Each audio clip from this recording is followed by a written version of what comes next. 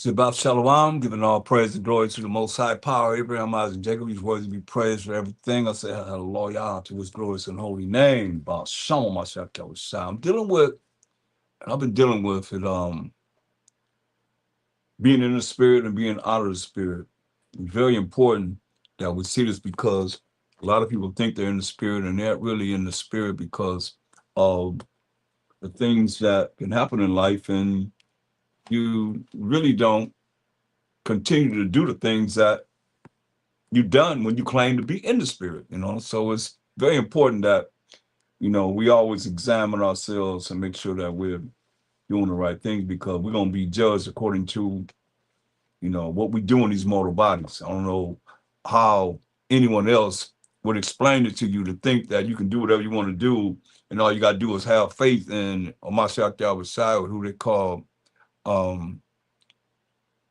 Jesus Christ. Well, that's not his name, because the J was invented and started being used approximately 1624 AD, so that's not his name. So I'm going to say Hamashiach Yahushua to the glory of the Most High, and hopefully that'll be satisfactory to you. That's what I've been using for over 30-something years, so you figure. And Shabbat Shalom, drink of water truth, welcome. Glad you could join me. And everyone else that's, joining us tonight. So as always, we're going to look at Colossians 3:17 first. Here we go to Proverbs. Colossians 3:17, and whatsoever you do and word or deed, do all by Shama Mashiach Yahushua, giving thanks to the Most High Power, Abraham, Isaac, and Jacob, by Shama Mashiach Yahushua, because these words be praised for everything. So these are real trying times, and it's like you're looking at different things that's being perpetrated on this earth against those that they call someone that they less desire, as we've been less desired since we've been in this Western Hemisphere, period. Once they came in 1492. So we got to look at the times that we're in so that we could be in the spirit rather than being out of spirit, because our only hope is the Most High, period. He's our only hope. He's our only hope. Unless somebody can tell me something that's more powerful than him. I don't think you can. I challenge anybody on that. Stand before him and tell him that you got something that's more powerful than him. I don't think you'll do that. I've been telling you, go to the throne of the Most High and say, hey, whatever you believe in, whatever it is stronger than him. That's why we have to be in the spirit, because the only way being in the spirit is being in the spirit with him. I do a lot of listening, and I look at people mostly talk about I, me, my world's my world, this happening, that's happening, that happening, whatever. And y'all debate about people. Hardly anyone's talking about the Most High. Period. Most of the conversations are about people. Debates about people. Or prove me wrong. Send me some videos where it's all about the Most High. It ain't all about the Most High. That's why I praise the Most High. All praise to the Most High. About Shama Mashiach Yahushua. I'm going to keep praising him. Proverbs 24:10.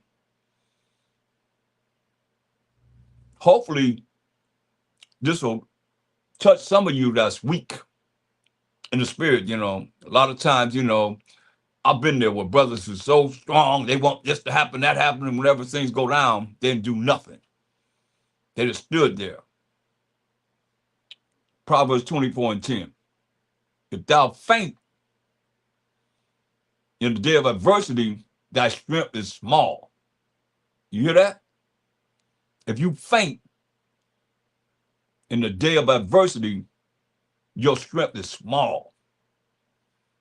And that strength is your faith in the Most High, first and foremost.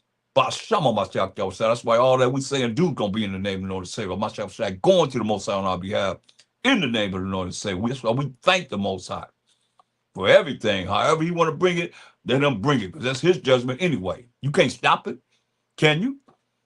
Can anybody stop his judgment? I don't think so.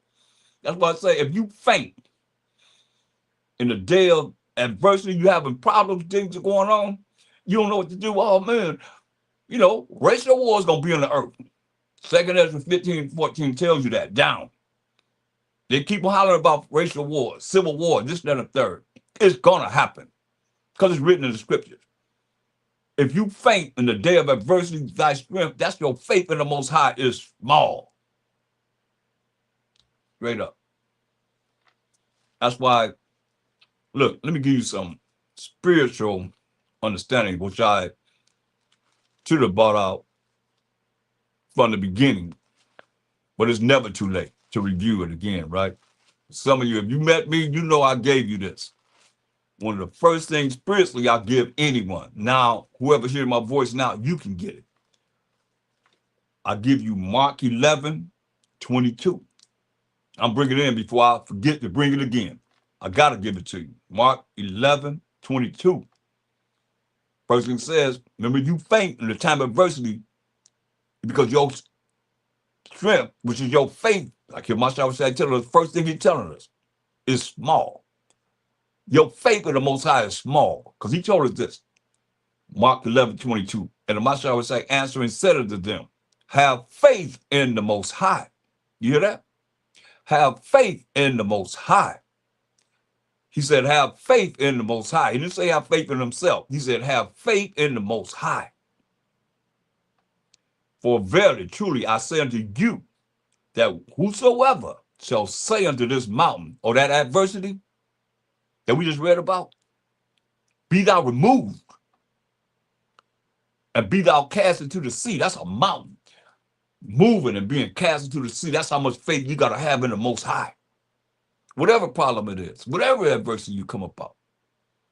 He said, hey, be thou removed from me and cast into the sea, and shall not doubt. Your doubt cancels out your faith.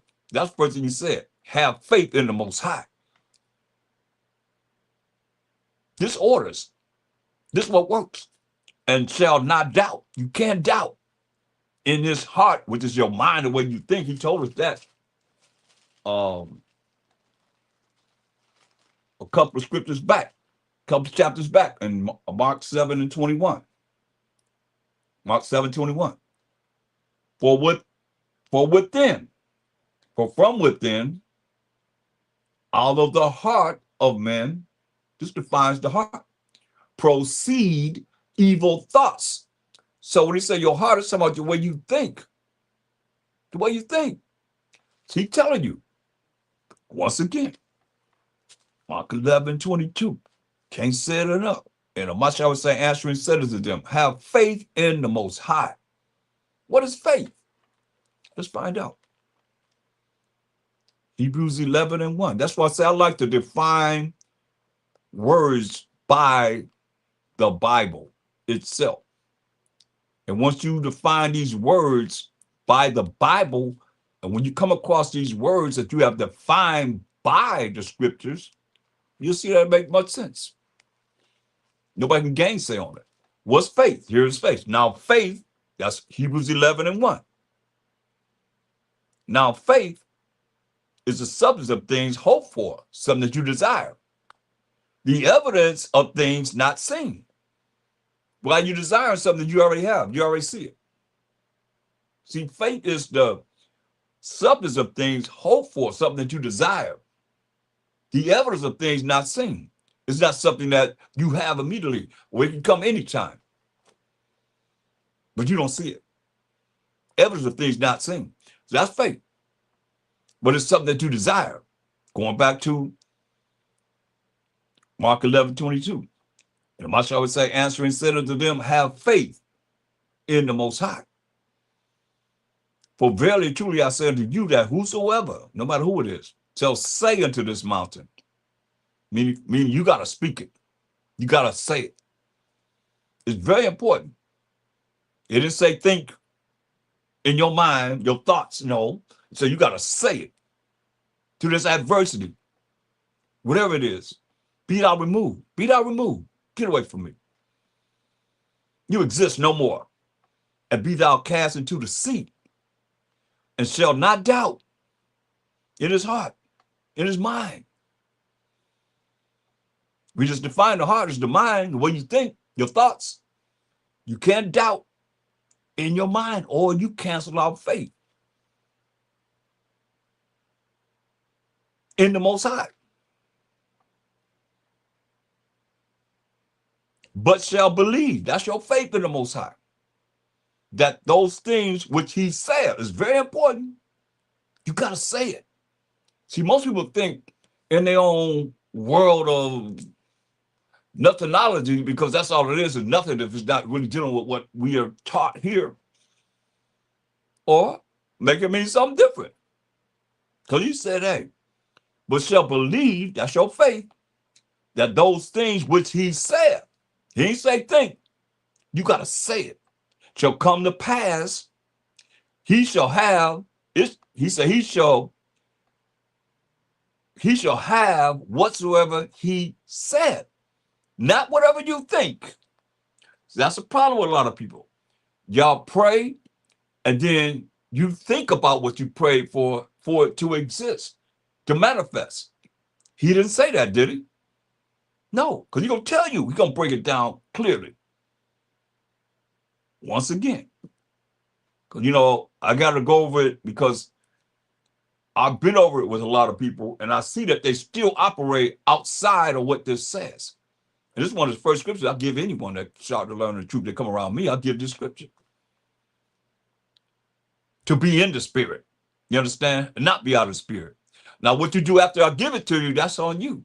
But I'm going to give it to you because I know it works. Listen. Somebody else coming in. Mark 11:22. And the Master would say, answering and said unto them, have faith in the Most High. I need to turn on my other.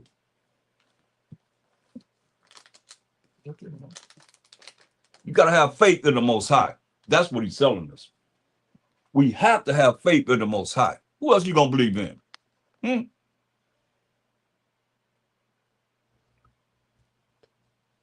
Who else you going to have faith in? Talk to me. Y'all got somebody better than the Most High? I don't. I know we as Israelites, we better learn how to have faith in the Most High. You only hope. Period. And you other nations, he your hope too, and you learn what we teach you. Otherwise, he said you're going to perish. That's 2/3 of our people going to perish too. Don't want to follow what it is that he's saying, telling us. He said, have faith in the Most High. For verily, truly, I say to you that whosoever, no matter who it is, shall say unto this mountain, like he said, many have fainted during the time of adversity, because they strip their faith. That's their faith is weak. Their strength, that's your faith in the Most High is weak. So he said, for verily, truly, I say unto you that whosoever shall say unto this mountain, this problem, this adversity, be thou removed and be thou cast into the sea. Get away from me. And shall not doubt in his heart, in your mind. You can't be talking about, you can't be talking about it ain't going to happen. It ain't going to happen. Because you doubting in your mind. He said, but shall believe. That's your faith in the Most High. That belief, that's your faith in the Most High. That those things which he said, and he say think, the things that you say shall come to pass. The things that you say will come to pass. He shall have whatsoever he said. So you talk negative on yourself, what do you think you're going to get? Negative. You talk positive about what's going to happen, what you're going to get? Positive. That reaction, that's going to come from what he's saying here. Therefore I say unto you, listen, what things soever ye desire, the subject of things hoped for. Remember faith, the subject of things hoped for, whatever you desire. When you pray, believe, that's your faith in the Most High. If you ever see believe, that's that faith in the Most High, that ye receive them. This sounds crazy. There are a lot of people that's not spiritual. That's why I say you either in the spirit or you out of the spirit. You out of the spirit, it won't make no sense to you because all you have to go on is your own vain opinion. Ecclesiastes 3:24 all day. But many are deceived by what? Their own vain opinion. And an evil suspicion that the devil comes in and make you make the wrong judgment. That's it. That's how it works, y'all. He says, therefore I said to you, what things soever you desire, ever the substance of things hoped for, faith. That's what you desire, right? That's what you hope for. When you pray unto the Most High, believe that you receive them. Believe that it's going to happen. He already said, believe that it already happened, and ye shall have them. You see? Believe that whatever it is you pray for, you're going to get, and you're going to have it. That's building up your faith, you know. And that's why you got to go. I got lessons on faith, too. You know, maybe you need to look at those. But you got to believe in the Most High. That's the first thing he told us. Have faith in the Most High. Substance of things hoped for, the evidence of things not seen. You desire from the Most High to give you whatever you want, he said. That's in order, you know. Therefore I said to you, he said, what things soever ye desire, when ye pray, believe that ye receive them, and ye shall have them. You see? That belief is that faith in the Most High. Whatever it is that you desire, when ye pray, believe that ye shall receive them. That's that. Remember he told you? He said in verse 23, for verily I say unto you, that whosoever shall say, it's got to come out of your mouth unto this mountain. You got to speak it. Be thou removed. That's that. Remember, many are weak, you know, and they have fainted in adversity because their strength is small or weak. Their faith in the Most High is weak. Be thou removed, that adversity, be thou removed, and be thou cast into the sea, and shall not doubt. You need to underline that. Shall not doubt. You need to underline, for verily I say unto you, that that whosoever shall say, you need to underline shall say. So when you go to the scripture, don't underline the whole thing, underline these parts. Shall say, underline that. Because it ain't say it, think. It says say it. You got to say it. Until this mountain, that adversity, whatever you're going through, be thou removed. Get away from me. And be thou cast into the sea. And shall not doubt. You need to underline shall not doubt. For real. Shall not doubt, because doubt cancels out faith in the Most High. You can't pray to him and then say it's not going to happen.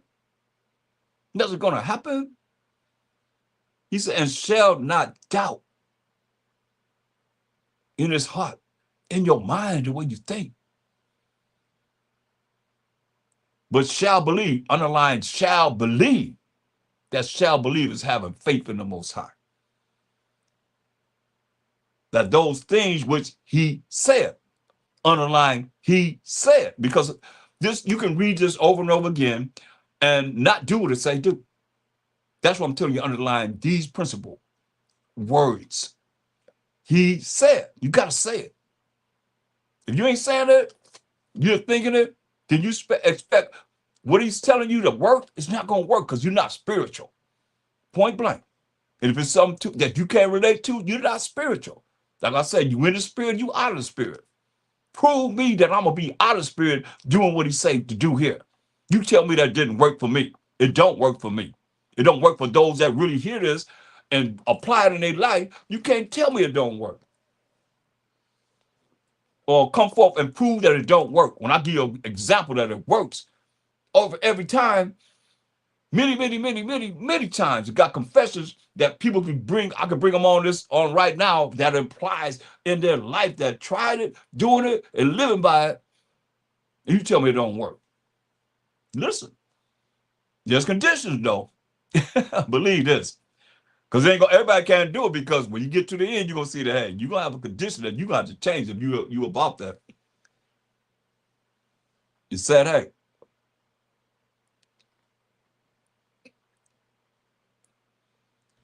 it said, but shall believe that those things which he said shall come to pass, he shall have whatsoever he said.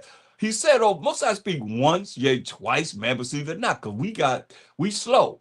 We got ADHD spiritually. That's why I'm dealing with this series on being in the spirit, being out of the spirit, being turned into the spirit, or you be turned out of the spirit. Some of you hear this, they come on and they're going to be turned out of the spirit because they're going to move away from what it is that I'm bringing out concerning the spirit that's in the Bible. Straight up. I ain't wrote no verse. I'm just telling you the understanding. If you got better understanding, talk to me. I'll come on here and say, hey, look, I was wrong about this. I know it works for me. That's why I'm bringing it to you.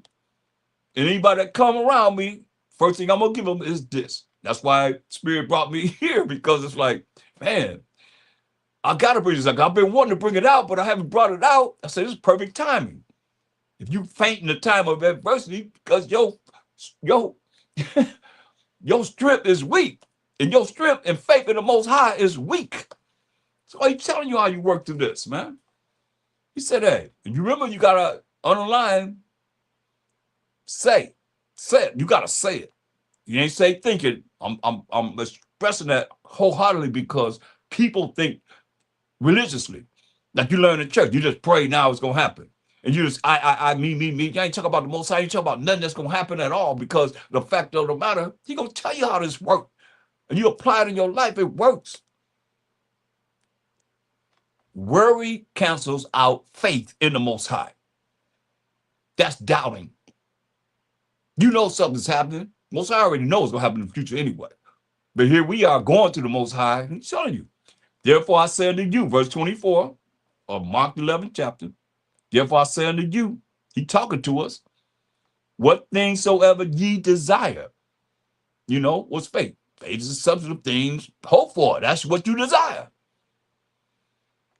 When you pray, believe that you receive them. What's that belief? What he told us first. Have faith in the Most High. Verse 22. You believe, having faith in the Most High, that ye receive them, and ye shall have them. You hear that? Simple as that. But there's a condition. Here come the condition. And when you stand praying, forgive. You sitting around here, got this out against everybody, this problem against whoever, whatever. When you stand praying, you say, forgive. If you have out against any. Sitting around, some people hold grudges for year in and year out and every day dealing with grudge. This not going to work for them. It ain't going to work for you if you holding grudge. That's why I said forgive. You standing before the Most High praying for whatever we done went through from verse 22 to 24. You on 25 now, you say this condition. And when you stand praying, forgive if you have a problem against any. For your Father also, that your Father also, which is in heaven, may forgive you your trespass, your sins. You hear that? This is how this works. And Shabbat Shalom, Mimi, welcome. And everybody else that's online that's haven't identified themselves, welcome. Shabbat Shalom. Look, it says, and when you stand praying, forgive. Forgive. If you have aught against any, that your Father, that's the Most High, also which is in heaven, may forgive you your trespasses. It's amazing how I'm looking at this. It's like people say that Hamashiach Yahushua is the Most High. When he's telling you that your Father, which is in heaven, may forgive you your sins, right? This is what works. But another condition, if you do not forgive, you stand there praying, you got all this problem with everybody. This ain't working for them or you or whoever it is. But if you do not forgive, neither will your Father which is in heaven forgive your trespasses. You don't forgive, You can't just start gonna work for you that are holding grudges and got a problem with this brother, that sister, this man, that man, this woman, just sitting there with all this out in your spirit, man. This ain't gonna work for you. It ain't gonna work for none of you that operate like that. Clearly, you gotta forgive. You gotta let it go. That's why I look at Leviticus. For us as Israelites, man, you can't be sitting around having no grudge, man. You gotta let that go. Some of you ain't even involved with nothing but yourself. And whoever it is, that the little circle that you have around you, man. Let's keep it real. You know, look, Leviticus 19:1. This is the law. And the Most High spake unto Moses, saying, Leviticus 19:1 and 2, and verse 17, 18. Speak unto all the congregation of children of Israel, and say unto them, ye shall be holy. How you be holy, class? You should know that by now. That's why I give you the definition of these words, whether in the New Testament or the Old Testament. How do you be holy? What's holy? Let's find out. Romans 7:12. Isn't that something we go to the New Testament to define holy? This holy. Romans 7:12. Wherefore the law, is holy. The same law that you say you're not under. They tell you not under the law, right? It says, wherefore the law that the Most High wrote with his finger is holy. And the commandment, holy, that the Most High wrote with his finger, and just and good. So now when you see holy, you know that's to be holy, you got to keep the commandments, got to keep the laws of the Most High. So now it says in Leviticus 19:2, speak unto all the congregation of the children of Israel, all 12 tribes, and say unto them, ye shall be holy. You shall keep the commandments of the Most High, keep the laws of the Most High to be holy. Right? So now verse 17, he says what? This is the law. Thou shalt not hate thy brother in thine heart. Right? That's why if you hate your brother, he got something for you. You see how we keep going to the New Testament? We're gonna keep going to the New Testament to find out what we going from the law. Now we in the New Testament. How come they're not teaching this? Look what it says. This is the law that we went to, we just heard, right? Leviticus 19:17. Now here we are now in 1 John, the 3rd chapter, the 15th verse. Listen to how it is if you hate your brother. You hate your sister. All you haters up there, all you just sat there praying and got out against everybody of your people. Listen what he said. 1 John 3:15. Whosoever hateth his brother is a murderer. You hear that? That's how serious this is. Us hating on each other. Whosoever, no matter who it is, hateth his brother is a murderer.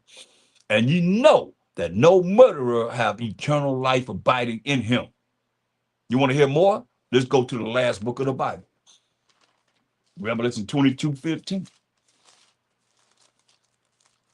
It says, for without, that's without the kingdom, that's not going to the kingdom, are dogs, and dogs represent a word that we used pertaining to the Gentiles because of their profaneness, probably a reference to homosexuality, which coming from the New Unger's Bible Dictionary, fair use, and sorcerers, come on, witches, and whoremongers, those that's jumping around,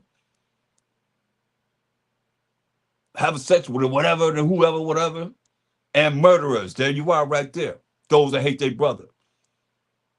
Those that hate their sisters. Murderers. You know, we have a right to avoid people, but we're not supposed to hate them. They say, hey, and murderers. There it is right there. Ain't no murderers going to the kingdom. You see, for without, that's without the kingdom, y'all.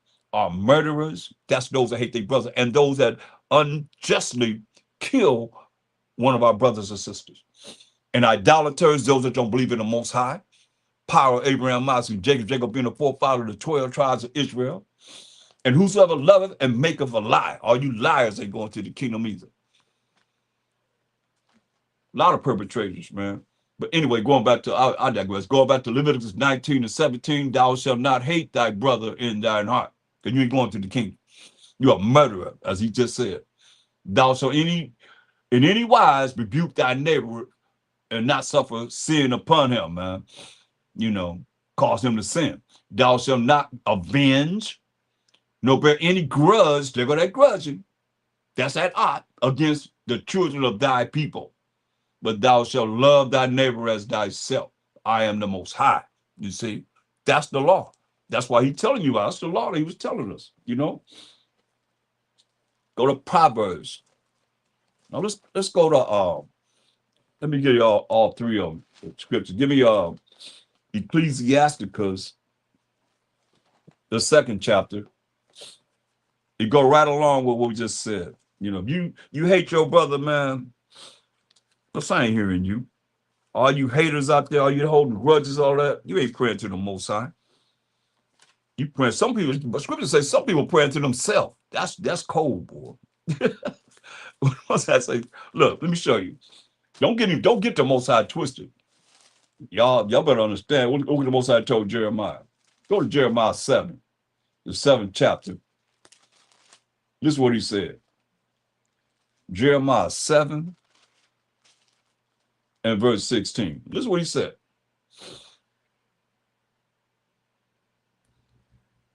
Therefore, pray not thou for this people. You know what it said? Therefore, pray not for, he said, therefore, pray not thou for this people. Don't even pray for this people. Neither lift up cry nor prayer for them. And that's the only time the Most High had pity on us. When we humbled ourselves and cried to the Most High, he said, therefore, pray not thou for this people. Neither lift up cry nor prayer for them. Neither make intercession to me, for I will not hear thee. You hear that? He said, for I will not hear thee. For real, for real. Think about it. You praying to the Most High. He said, I don't want to hear you.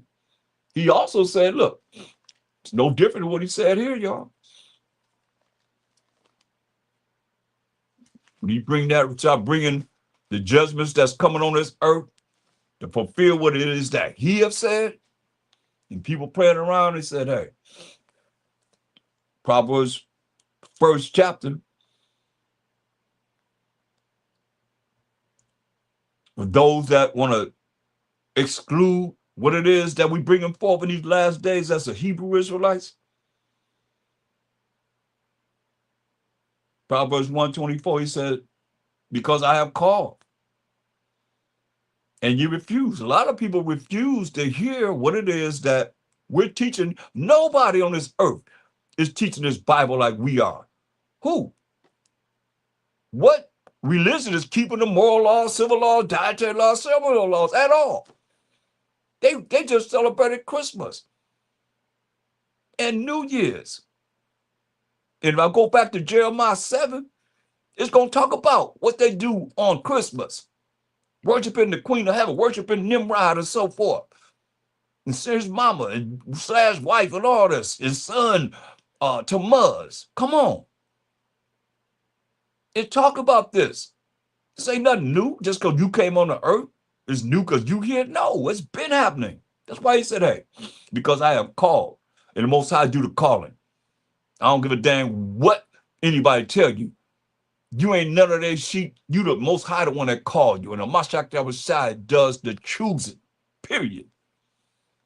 Y'all into man too much. It said, because I have called and ye refused. I have stretched out my hand and no man regarded. And the Most High's hand are men. He called men to bring this truth in the last days, like he always called men. You know, it says, but ye have said at naught. That's nothing. All my counsel. His counsel was through us, men. And with none of my reproof. Sometimes some people have been reproved. They've been jacked up. And they go right back to where it was at before they got jacked up. Once they get healed, whatever. Most I the one that healed. He the one that wounded you. He the one that gonna heal you. He the one that killed. He the one that make alive. It's all the Most High. But you've been reproved. You've been told, hey, that's wrong. Get it together. Like I'm telling everybody, man, come on. Anybody even talk about the Most High? Prove me wrong. Where that's at? He the only one gonna save us. But here we are looking at people. But ye have said it not all my counsel. That's some counsel coming from me. And with none of my reproof. He said, I also will laugh at your calamity. He gonna get you. He said, I'm gonna laugh at your calamity. That's why people leave. Whenever they talk up, they start seeing something that's gonna hit their spirit, bing, they out of here. This is for the few. It's only for the few. This ain't for everyone. And I could care less about everyone because he got 2/3 of our people going to Paris, and you got these other nations that ain't going to listen. They're going to Paris too, but you're going to have those that's going to listen. They're going to be that remnant. That's all he want. He don't care. He said he'll take one of a city. Y'all hear that? And two of a family. Now, who is that? Is that somebody that's going to be born after the time we live in here? Only the Most High know when he bring the righteousness on this earth. Y'all better get it together, man. Could be somebody that lived in our past, of our family lineage, that we don't know nothing about. Especially us as Israelites, we can't go back 5, 7 generations. What if it's somebody else with a Mashiach Yahushua to come? Our family line coming through them. We don't even know. Coming back with a Mashiach Yahushua that represent that one of a family, two of a family. You guarantee it's you? I can't guarantee it's me. Can you guarantee it's you? If it's going to be somebody that's going to be in the future. How do we know? We don't know. That's why we got to look at as much we can do while we're in these mortal bodies and get ourselves together. And we can be part of that, man. That's why he said, I also will laugh at your calamity. I will mock when your fear cometh. When you get scared, he said, he's going to mock you. When you get scared, your fear, you scared, you afraid, he said, he's going to mock. He's going to laugh at your calamity, he said. He gonna mock when your fear cometh. When your fear cometh as desolation, start wiping everything out, and your destruction cometh as a whirlwind, a tornado, a hurricane come through. That's what he talking about. I come from the Most High. Ain't no Hurricane Betty and Hurricane John or none of that. That's the Most High. He bring that whirlwind, that tornado, that hurricane. Said when your destruction come he compared it to a tornado or a hurricane, y'all. But hear what he's saying. When distress and anguish come upon you, then shall they call upon me. Oh my God. You hear it all the time. Oh my God. Then shall they call upon me, but I will not answer. You heard what he just told Jeremiah. I ain't gonna hear none of their prayer. I don't hear none. Don't bring them in front of me. That's serious, y'all. To me it is. I don't know about y'all. Spiritually, that hurts. To know that you praying, he don't even hear you. He could care less about you. Then shall they call upon me, but I will not answer. You hear that? Don't wait till he visits you. Like I say, y'all know what I always bring out. Hebrews 10:31 is a fearful thing to fall in the hands of the Most High. Whenever he's doing what he say do, laughing at you, mocking you, and bringing that destruction upon you, what you gonna do? You ain't gonna be able to do nothing. Then shall they call upon me, but I will not answer. They shall seek me early, but they shall not find me. So who you gonna find? Who you looking for? He ain't in the picture no more. Who you gonna call on now? You're gonna look for man to help you, because that's what a lot of y'all believe in anyway. Y'all believe in man. In Deuteronomy 28:29 said, and no man shall save you. Ain't no man gonna save you.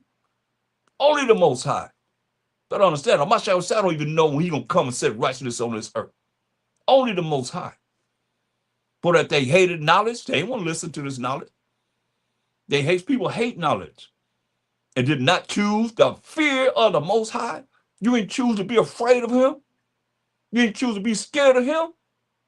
When he say, I'm going to mock and laugh at you when your destruction coming, when your calamity come, that's what he's telling you. They were none of my counsel. We've been doing this, man, year in and year out. And people still lost. They were none of my counsel. They despised all my reproof. Therefore shall they eat of the fruit of their own way. The way you are is going to have you go down. Just the way you are. And be filled with their own devices. That's going to mess you up, man. I'm telling you. Proverbs 24:16. You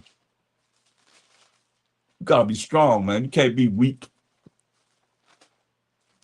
In these last days, man, we got to stand strong. Proverbs 24:16. For a just man falleth 7 times and rises up again, but the wicked shall fall into mischief. You hear that? But a just man will be those that's trying to keep the commandments of the Most High to the best of their ability. You still gonna fall, still go through adversity, whatever, but you still rise up again, you know. But the wicked gonna do what? He gonna always fall in the mischief. And y'all follow those that's not dealing with the truth. They're not actually applying the truth in there. See, one thing, let me say this too. It's hard for people to learn this, learn it. They call themselves living it, but to apply this information that's been gathered, to have the knowledge, and once you get that knowledge, how to apply this knowledge, which is wisdom, enough to have understanding to have you be able to depart from evil. That's what it's all about, y'all. Because you're either evil or you're dealing with righteousness, right? It is right or wrong. And the right is you're dealing with as best you can, having faith in the Most High, in the faith of the Mashiach Yahushua, while Most High, by Shalom Mashiach Yahushua. And if you're not dealing with that, the laws and the commandments and the faith of the Most High, while Mashiach Yahushua, then you're dealing with evil and wickedness. No matter how you look at it, whenever your conduct can be wicked and evil as a man or as a woman, when you're not applying what it is you've learned from how you should be as a man, how you should be as a woman. And that's why I see people just like, once the book is closed, they be like, oh, this is where I am. Because you got to change. You have to change, or your pride gonna get you straight into the lake of fire, point blank. You got to be humble. But a just man gonna fall 7 times, but he gonna rise up again, Sometimes you don't even know when he fall. Or sometimes it be so strong that you can't help but see it. But he gonna rise up again. Now, we got to go to Ecclesiasticus, the 2nd chapter, for a little help in what it is we're dealing with, whatever you're going through. It tells you in Ecclesiasticus, the 2nd chapter, the 1st verse. Now, this is being spiritual, in the spirit. Because a lot of things I've done has been being out of the spirit. This is being in the spirit. It says, my son, if you come to serve the Most High, prepare. I like to stop there because I wasn't taught to stop here. I was taught, my son, if thou come to serve the Most High, prepare thyself for temptation. But I'm having you stop with the word prepare, because it's very important. Prepare thy soul for temptation. Now, you want to be in the spirit, then you'll look at this. What happened? What's the best preparation I can show you, or what you can think about as far as preparing yourself for temptation? Because I stopped at prepare. So when I looked at prepare, I'm like, wait a minute. Prepare for temptation. And so I went into Hamashiach Yahushua when he came on the earth, when he was getting ready to start his ministry, which starts with anyone from 30 to 50 years old. So he was 30 years old when he started his ministry, right? And I looked at what happened to him. And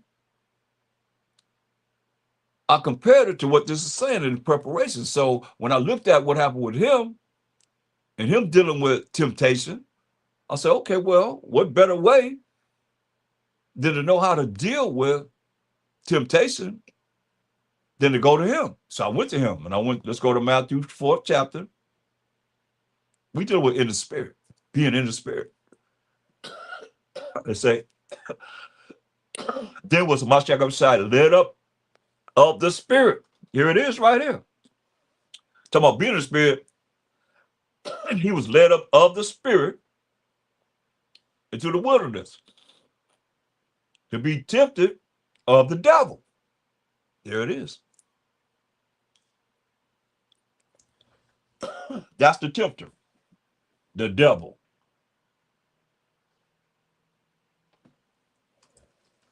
That's the tempter, the devil. Tempted of the devil. So we're going to use the same method that Mashiach used when he was tempted by the devil. A lot of you tempted by the devil. But do you know how to rebuke the devil? He's showing you how to rebuke the devil. From him being tempted, when he was weak, he's going to show you. And when he had fasted 40 days and 40 nights, he was afterward and hungry. He done fasted 40 days, 40 nights, he was afterward hungry. And when the tempter, I see the tempter, when you come to serve the Most High, prepare yourself for the devil, who's the tempter, who bring temptation, your lust or whatever it is you desire. He bringing it forth to test you. You know, Most High don't deal with none of that. This from the devil. This is doubt. So he done fasted 40 days, 40 nights. He hungry. And when the tempter, that's the devil. He already called him the devil one time, right? Keep that in mind. Deceitful, evil person. And when the tempter, the devil, came to him, he said, if thou be the Son of God, Son of the Most High, command that these stones be made bread. Command that these stones be made bread. You, the Son of the Most High, command that these stones be made bread, right? But he answered and said, it is written. So I challenge any pork chop eating pastor, if you don't eat pork, any pastor, minister of any of these religions that's y'all listening to or following, it is written. Where's it written? Where's this written at? Man shall not live by bread alone, but by every word that proceedeth out of the mouth of the Most High. Where that's written at? He said, Mashiach was saying this. They said they believe in their Jesus. He's saying this. The Mashiach Yahushua is saying this. It is written. Where's it written at? I challenge you, because here he said, when you come to serve the Most High, prepare your soul for temptation. I'm showing you. Mashiach Yahushua is being tempted. Anybody doubt that? By the devil. What did he say? Hey, if you be the Son of the Most High, command that these stones be made bread to feed yourself. He being tempted by the devil. So, but he answered and said, verse 4, it is written. Where's it written at? Where is written at? Man shall not live by bread alone, but by every word that proceedeth out of the mouth of the Most High. That's why I say they don't understand how this Bible is written, how to understand this Bible, point blank. Because you're going to see that what he's quoting from is in the law that they say you're not under. So you'll never learn how to rebuke the devil. Matter of fact, we got the Negro Bible from slavery. Did you know they took the laws out of that Bible? Why we can eat whatever we want to eat, do whatever we want to do, and they can easily come by and say, hey, from generation to generation up until now, we're not under the law because they took the law out of that Bible, the Negro Bible. The law's been taken out. So how will we learn the laws in slavery? We didn't learn that. They didn't teach us that. Until this day, that's why they can easily come by. So generations don't know anything about the laws of the Most High. Therefore, when we come with the law, it's like, really, and I like to say law because they can't handle that word. You know, not commandments, but law. Like I'm saying, the law is the commandments. The commandments are the laws, you know? So we didn't have the laws from generation to generation passed down. Your mama didn't know, your daddy didn't know, your grandmama didn't know, your grandfather didn't know. None of them knew the law. Till we, as Hebrew Israelites, coming back in this earth telling you, you got to keep the Most High's laws. You think his work is in vain? He wrote them with his finger? Oh, well, he said, it is written. Where's it written at, preachers? Man shall not live by bread alone, but by every word that proceeded out of the mouth of the Most High. And I might sound, you know, however you think I sound, but you still my brother. I just want y'all to change and stop leading our people to that lake of fire. Because they're going to get you. If scripture tell you, they're going to get you. Believe this. They're going to get you when they find out they've been lied to. Oh, man, I seen a dude in South Africa talking about he got the spirit of the Most High and he fought on people's face and that heals them. kind of craziness is that? That's what Christian insanity have done to our people. Done to people, period, I say. Because you might not be our people in Africa. I don't know. But I know that's some madness. This dude just texted me before I come on, talking about he the son of the Most High. Come on this conference call and hear the son of the Most High. Hamashiach Yahushua, are you serious? This is what's going on right now, man. It's crazy. Go to Deuteronomy 8:3. I'm going to bring out another point, because when these Christian insanity people come in front of me, they be like, you're reading out of context. Let's see, tell me how Hamashiach Yahushua reading out of context, if that's the case.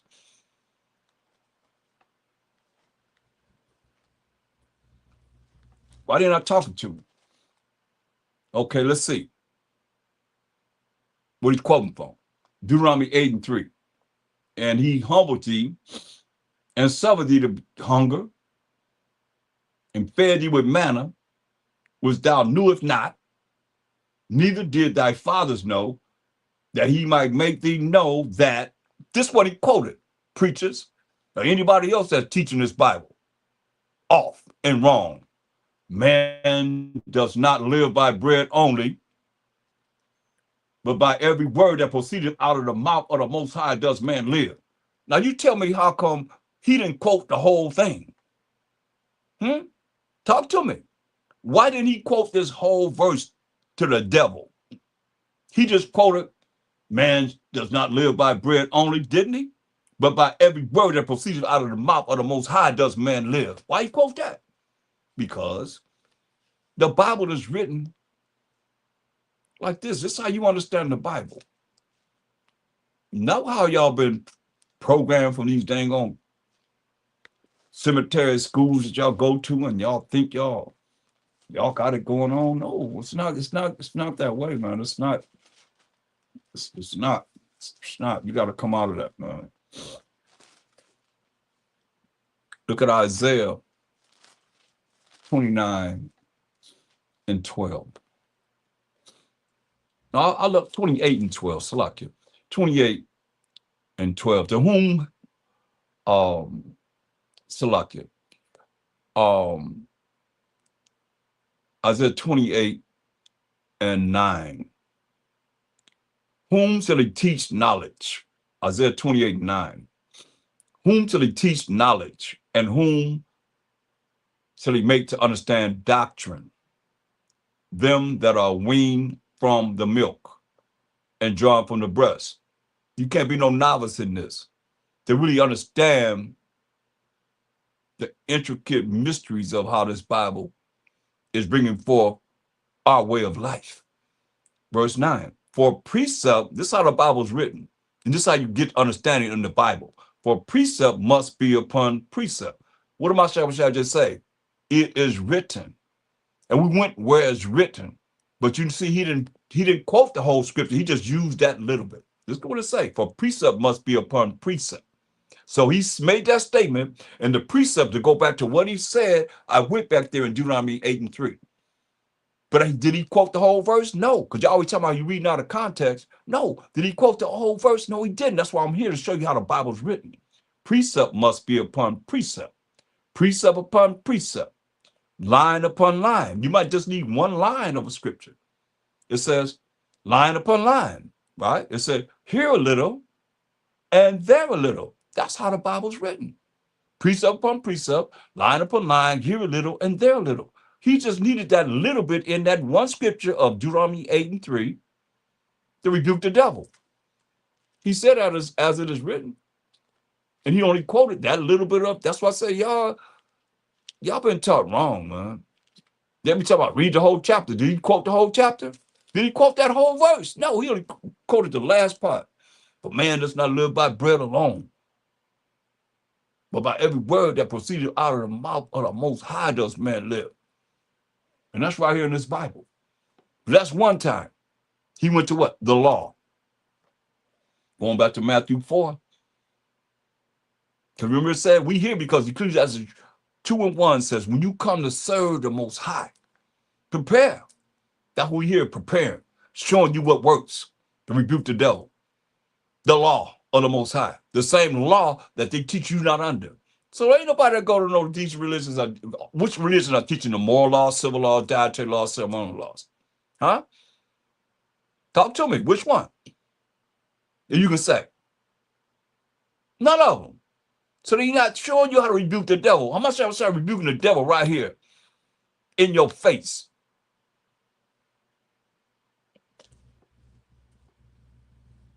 One time.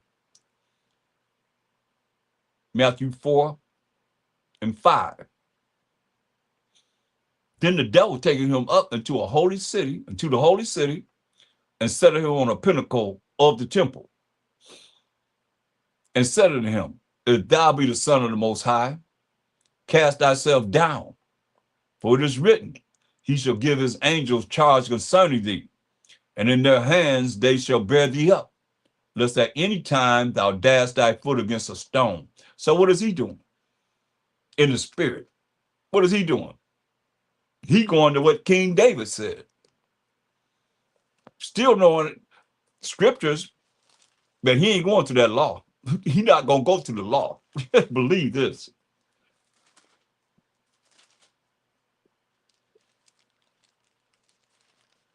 That's why you got to know it, so to make sure that you on point against him. You see? He went to Psalm 91st chapter. See if it don't sound like what it is that he quoted. Verse 11. He said, for he shall give his angels charge over thee, to keep thee in all thy ways. This we quoted. They shall bear thee up in their hands, lest thou dash thy foot against a stone. You see? So this is what he quoted. He can't go to the law. Not when you go into the law, he ain't going to no law. He gonna quote something outside from the law for sure. You sincere about what you're doing? You saying it like you said, like we went over already? You saying it? That's what works. Look, how much I rebuke the devil? You tell me what pastors is showing you how to rebuke the devil from what he did. They say they believe in Jesus, but are they doing what Jesus did? No. I'm telling you, Mashiach Yahushua, my power already did. Matthew 4:7. Mashiach said unto him, it is written again. Where's it written? Again. Let's find out where it's written. Thou shalt not tempt the Most High thy power, your power, devil. You should not tempt the Most High your power. They ain't gonna tell you that. I'm telling you. He told him what? You shall not tempt the Most High your power, devil. The body over the Most High, but the Most High. Shoot. What is he quoting from? Deuteronomy 6:16. Let's look at that. Back into the law again. You ain't gonna run from it, man. Any of you that really have, a problem with the Most High's law that he wrote with his finger, here it is right here, man. Y'all better understand.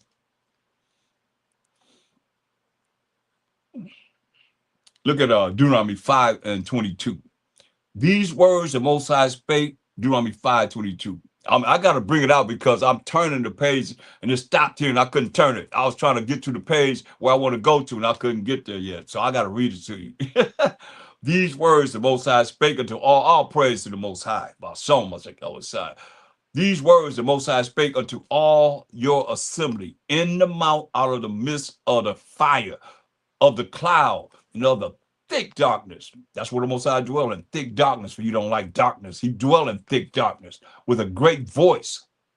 And he added no more. And he wrote them, that's the Most High, wrote them in 2 tables of stone and delivered them unto me.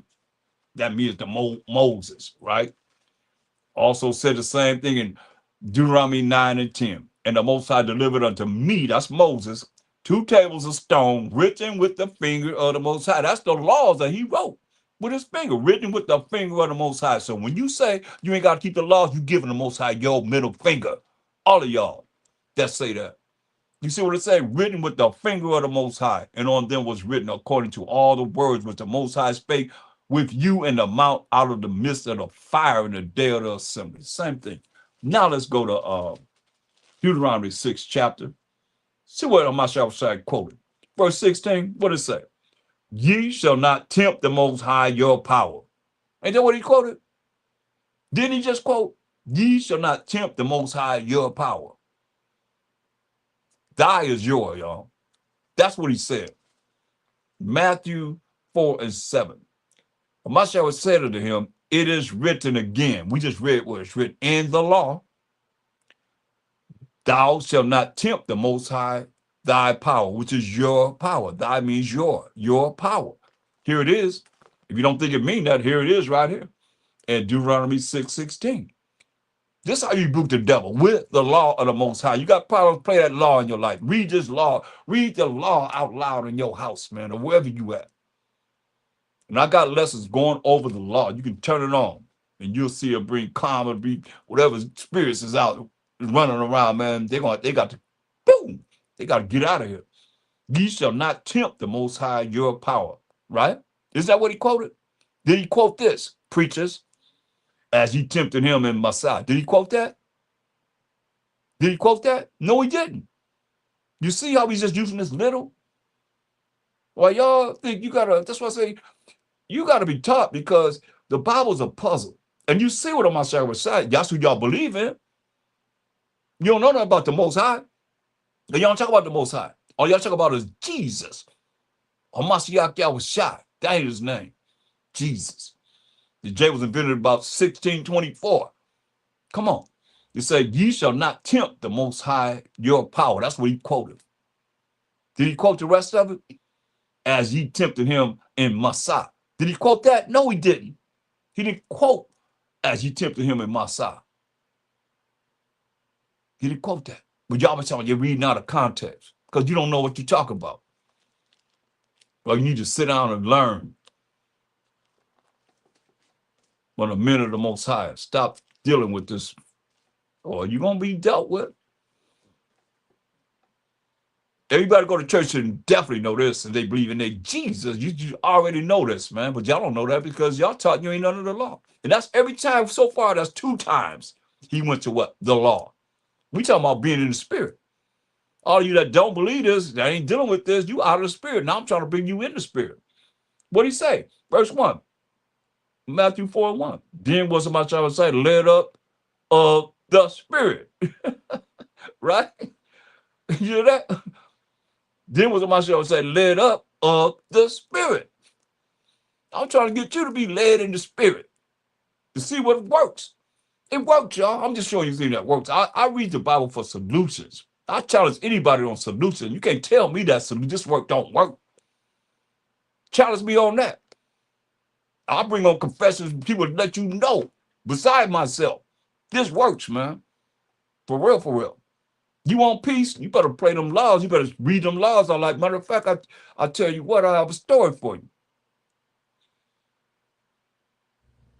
This brother, his father was in Wicca. He was in that all day life. He couldn't say Bashema Mashiach Yahushua. That's what I was saying here before, Bashama Mashiach Yahushua. He could not say that. He couldn't say it. Straight up. It was revealed, that his father's in Wicca, man. Couldn't say it, man.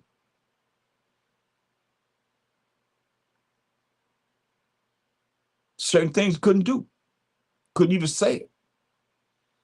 I got a lot of testimonies, man, from me and others that have dealt with spiritual things, like being in the spirit, being out of spirit, with witnesses. Ain't like I'm just saying something that I don't know what I'm talking about. For real, man. You got people on the other side that to you might be normal, but they ain't not normal. We dealing with high level demons, high level spirits, man. I like to sit on the right side and the left side, because they trying whatever they're trying, but then you got the right side to say, hey, I got you. So Most High said, hey, you please the Most High, you make even your enemies be at peace with you. Your enemies are them high level demons, y'all. For real. They plotting, but hey, the Most High said you're gonna laugh and scorn. If you're in the spirit with him, how you in the spirit with the Most High, you even talking about him? I don't understand that. Y'all gotta help me with that one. Every day, You see what Mashiach said? He already said the Most High the first time. Then he come back the next time. He said, Mashiach said unto him, Matthew 4:7, it is written again, thou shalt not tempt the Most High, thy power, your power. What are you talking about? The Most High. But y'all rebuking the devil.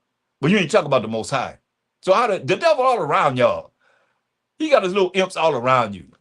When you wake up in the morning and until the time you go to sleep, he all in there, all around you while you're sleeping and everything, plotting this and plotting that. That's all they do is plot and tell everything on you. That's what they do. Because you ain't talking about them. You ain't talking about the Most High, I'm saying. So you ain't dealing with invoking the devil. That's why you look at a perfect example. They took the Most High, they took a Mashiach Yahushua out of the school system. You can't pray, you can't read the Bible in the school, so who they leave there? The devil. So all these things happen in the schools, what do you expect? What? I mean, they allow everything to come in and go out, whatever, them demons coming in and out. What do you think they left there? I mean, this is just real simple to me. Even Trump had enough sense to say he gonna want to bring the Ten Commandments. He want to bring the Ten Commandments back into school. You know, reading of the Bible back into school. To kind of control the morals of people. Man, we have morals. I grew up with morals. That's the problem. You know, children grew up, they ain't got no morals. Have no respect for the elderly, no respect for themselves, no respect for their peers, nobody, no respect at all, man. Because the morals is they diminish the morals. What do you think? You gonna leave the devil to raise your children? Then you gotta change them when they come back. You gotta reprogram their minds all the time because here they are functioning on what they learn majority of the time in school. Lies. And more lies. Come on. Most High is the truth, man. Mashiach Messiah is the truth. The law of the Most High is the truth. Now you tell me that's there. It ain't there. And I digress. Go back to Matthew 4th chapter, verse 8. Remember, we here because Ecclesiastes 2:1 says, when you come to serve the Most High, prepare. We're showing you the preparation right now through the Spirit of the Most High. Your soul for temptation, for the devil. Straight up. He already had you. He already had us, I might say. And when you start learning to be clean, to clean yourself up with the word of the Most High, he got to leave you alone with the law of the Most High, the commandments of the Most High. That's what the Most High was going through every single time. You're going to see this. 2 times he went there, right? Matthew 4:8. Again, the devil taking him up into an exceeding high mountain and showing him all the kingdoms of the world and the glory of them. So that's all the kingdoms of the world. He's showing them all the kingdoms of the world and the glory of these kingdoms, including kingdoms that we in right now, scattered among these nations as the Israelites. And the Mashiach said unto him, and said unto him, not the Mashiach, but the devil talking to a Mashiach Yahushua, Salakia, all these things will I give thee. He's showing him all these kingdoms, right? He said, all these things will I give thee if thou shalt fall down and worship me. You hear that? He said, he showed him all the kingdoms of the world and the glory of these kingdoms. He said unto him, unto Mashiach Yahushua, all these things will I give thee if thou wilt fall down and worship me. That's condition. There's always conditions. So he said, all these things I'm going to give you, the glory of the kingdoms that you see, your condition is you got to bow down and worship the devil.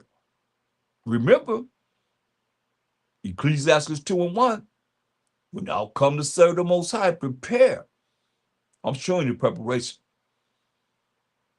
Thy soul for temptation, for the devil. He came to Mashiach when he was weak, and we are already weak compared to the way we gonna be and how you can be as you get built up in the spirit. Listen. But he said, hey, that condition, if you want to have the glory of these kingdoms, like everybody them bow down to Satan, you let you know right there. All these things will I give thee if thou wilt fall down and worship me. Look what Mashiach said, verse 10. Then said Mashiach to him, get thee hence, Satan, for it is written, thou shalt worship the Most High, thy power, your power, devil, Satan. Look what he said. Get thee behind me, Satan. So look, first it said in verse 1, then was Mashiach say, led up of the spirit into the wilderness to be tempted of the devil, deceitful and evil person. Now he says in verse 10, then said Mashiach said to him, get thee hence, Satan, which means enemy, adversary, or foe. Get thee behind me, Satan. But it is written. It's written. We got to find where it's written. Pastors, thou shalt worship the Most High, thy power, and him only shalt thou serve. So where's it written at, pastors? Deuteronomy 6 and 13, first and foremost. Still going to the law that the Most High wrote with his finger that we just read. That's why I said y'all canceling out the Most High, man. It's a fearful thing to fall into the hands of living power. Especially, give this to your pastor. Tell them to make it mean something different. You're not going to do it. Oh, you don't need to know about that. You don't need to know about it. What? Then what about Mashiach did to rebuke the devil? You don't need to know how to rebuke the devil. Just stay with me. You know, I'm the devil, and you just stay with me. That's what he probably saying, huh? He ain't going to say it, but that's in his mind. You know, because, hey, don't listen to them Hebrew Israelites. They don't really talk about. I'm telling you the truth. Deuteronomy 6 and 16 say, ye shall not tempt the Most High your power, as he tempted him in Masada. They do that? Nope. It says in verse 13, thou shalt fear the Most High thy power and serve him, and shall swear by his name. What did he say?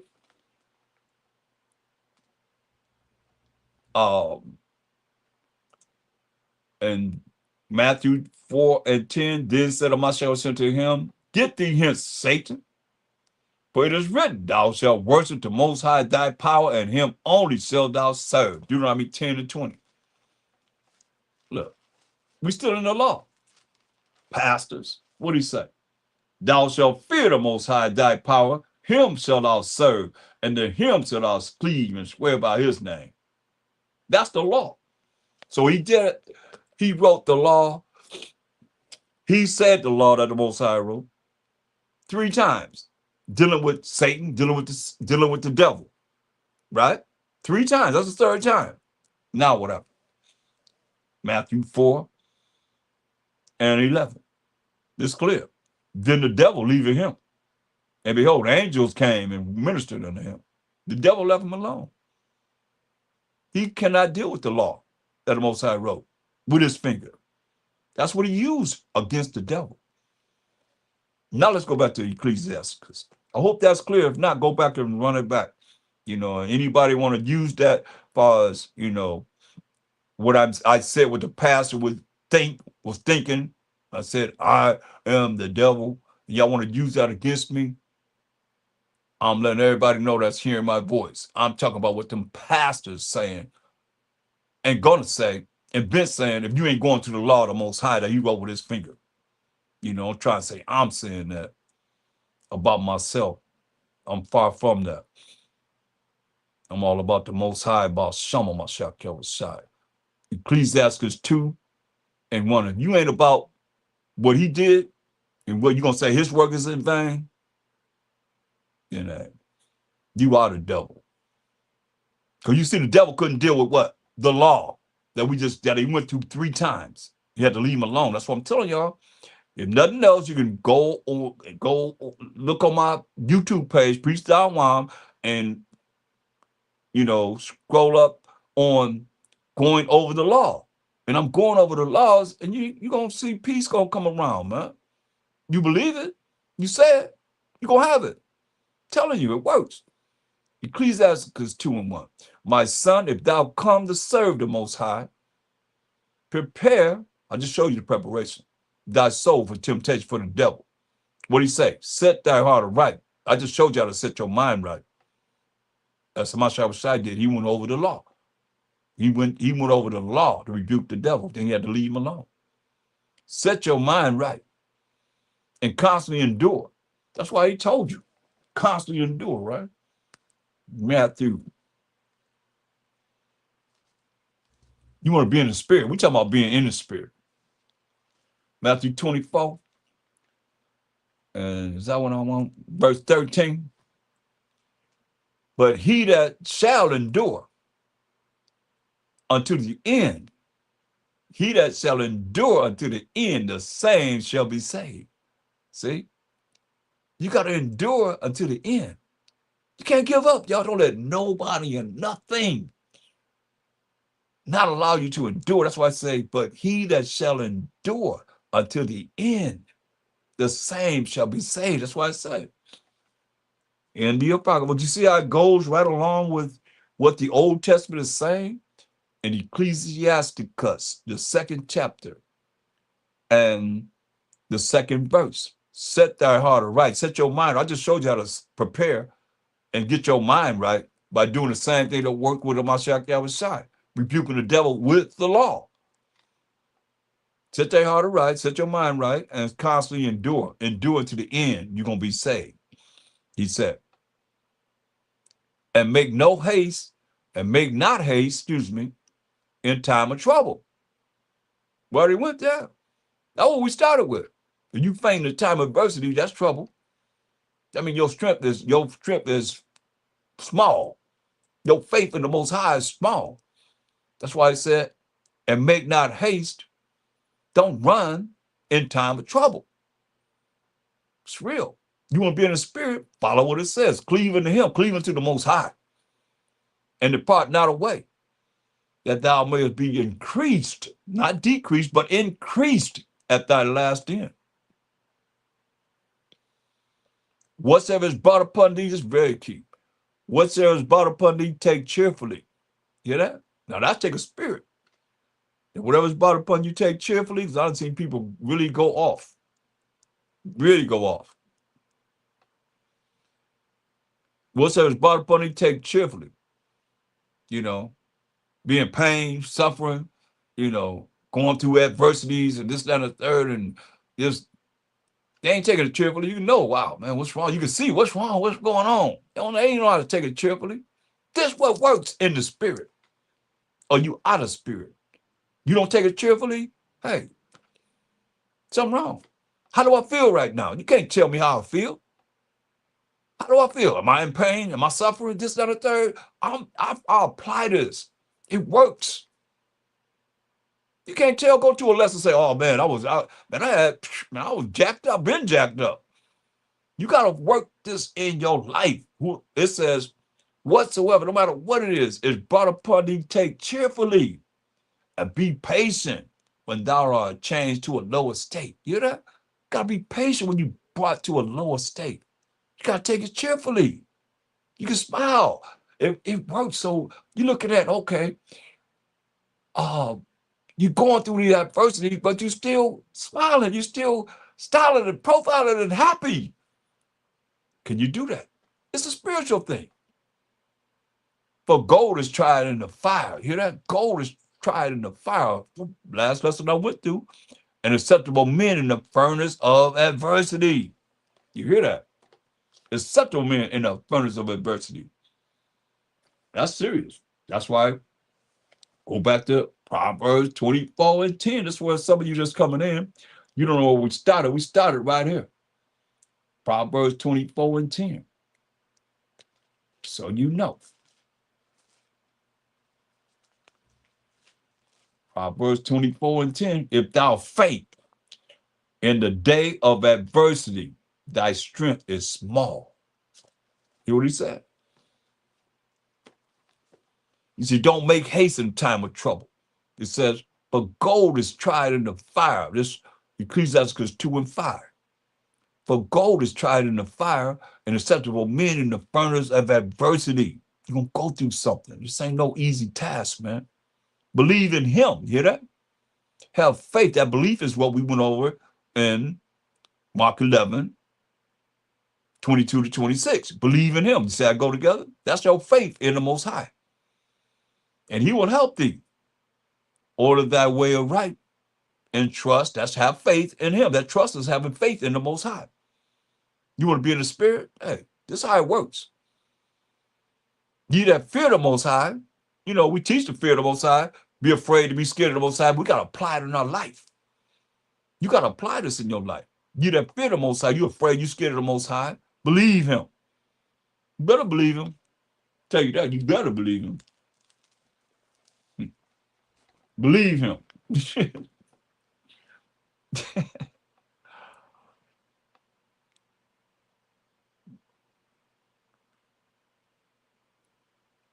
Believe in him. He will help you. Order that way right and trust and have faith in him. Ye that fear the Most High, wait for his mercy. Hear that? Wait for his mercy. And mercy is not getting something you do deserve to get. You fear the Most High, you're afraid of the Most High, you wait for his mercy. You wait for it. And go not aside, lest you fall. You go aside from him, he gonna make sure. Remember, we read in all this go together. If y'all missed it, go back and look at the class, because all this going together. In Proverbs 1:24 down, you say you're gonna mock and laugh at your calamity when your destruction come as a whirlwind. Come on, man, all this go together.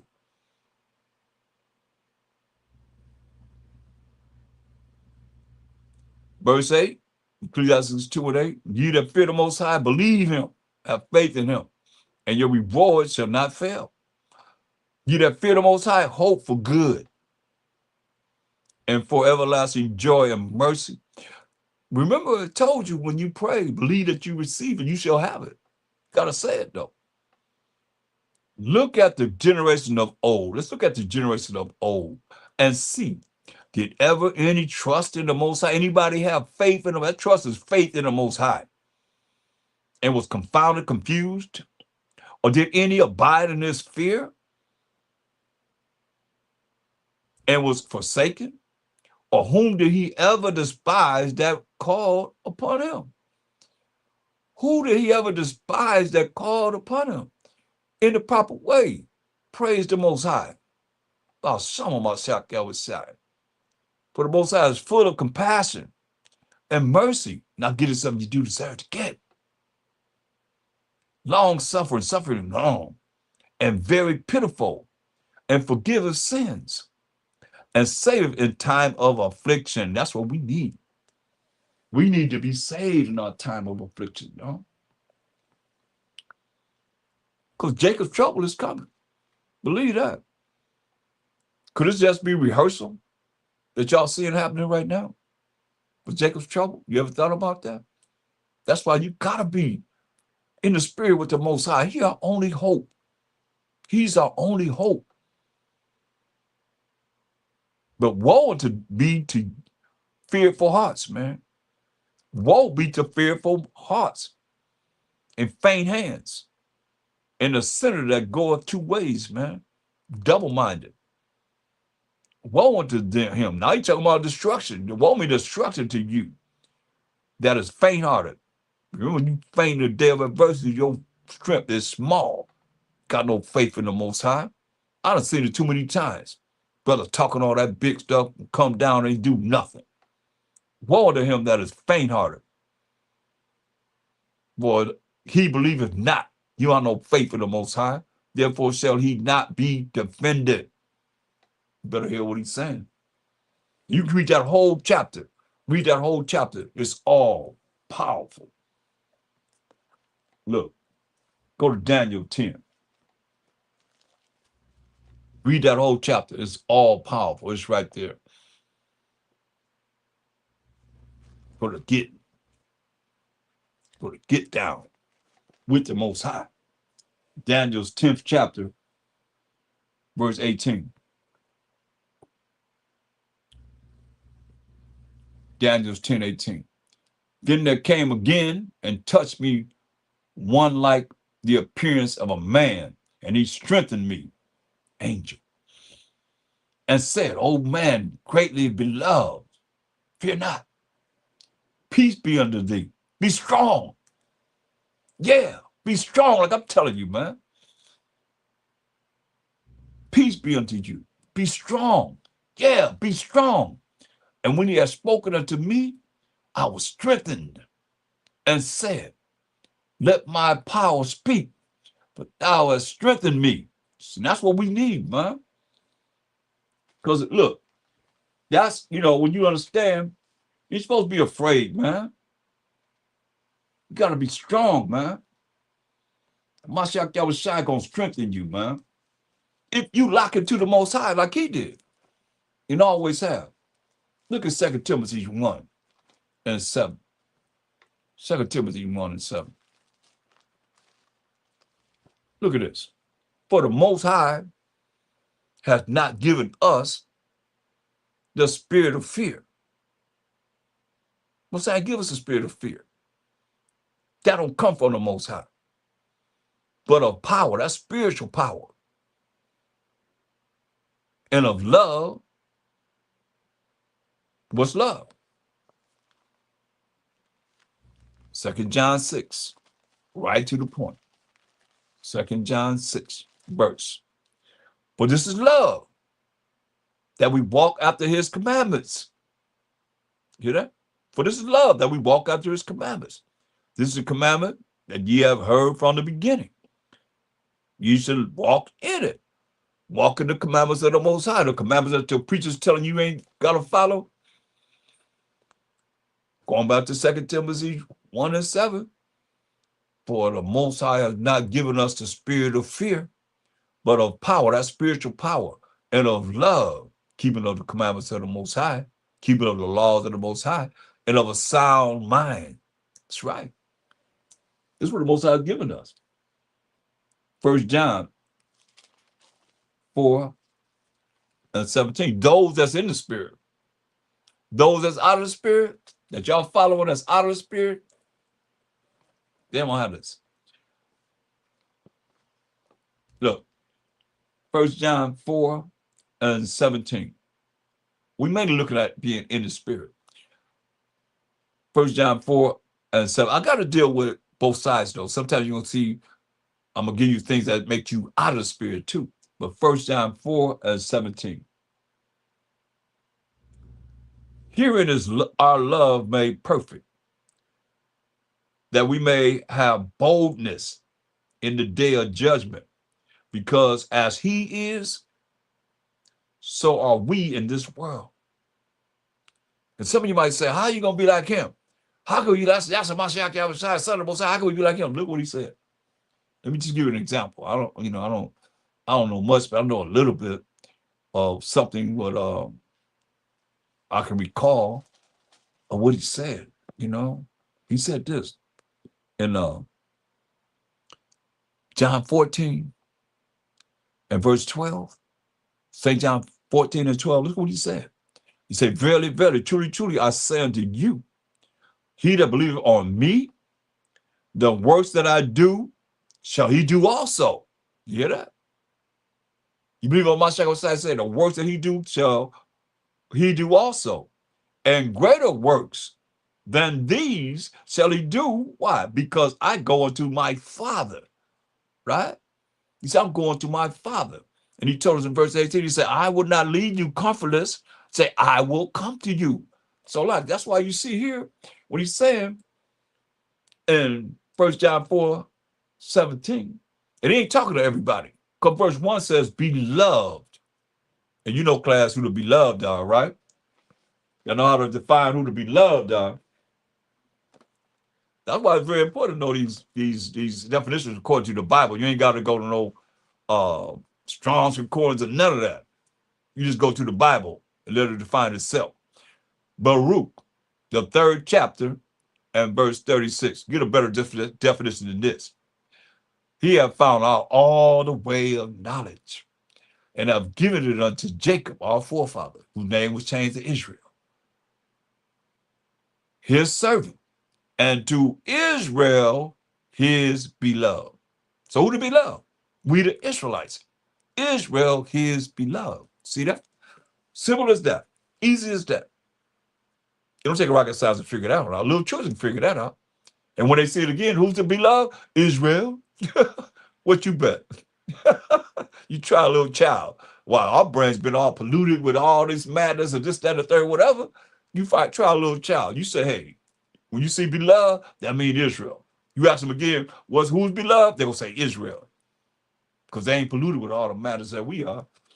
Now let's go back to 1 John 4:17. Herein is our love made perfect, Israelites, that we may have boldness in the day of judgment, because as he is, so are we in this world. You see that? He's saying he's going to do the things he's done, even greater things, because he's going through the fire. I will leave you comfortless. I will come to you. There was no fear in love. You hear that? Ain't no fear in love. Ain't no fear in keeping the commandments of the Most High. But perfect love casts out fear. You hear that? Perfect love gonna cast out fear. What you gonna do? Huh? You gonna doubt this? Therefore, you don't have no faith in the Most High. There was no fear in love, but perfect love casts out fear, because fear have torment. You worried about this, you concerned about that, you always, you got no faith in the Most High. Fear has torment. He that feareth is not made perfect in love. You fear, you're not made perfect in keeping the commandments of the Most High. Point blank. That's what they want you to do. They want you to be off and not really deal with having faith in the Most High. They want you to have faith in them. They don't play the role of the Most High. And that's what y'all fear. Y'all fear man more than you do the Most High. You tell you about that, man.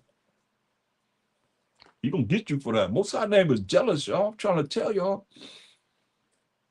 Job, the 3rd chapter, verse 25 and 26. Job 3:25 and 26.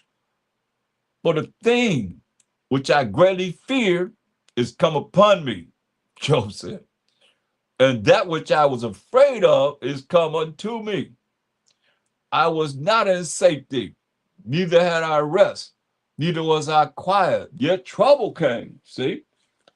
That's right, man. The things that he was afraid of came upon him, man. And that which he was fearing came upon him. Remember, you can get what you say. Your thoughts, you're not going to follow what the Most High, you're going to have faith in the Most High.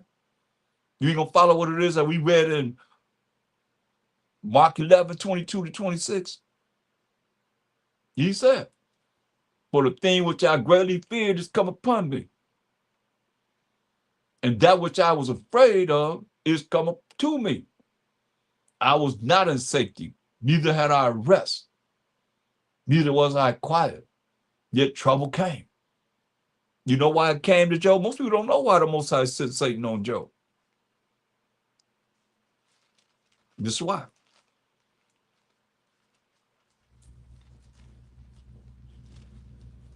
The little young brother told him.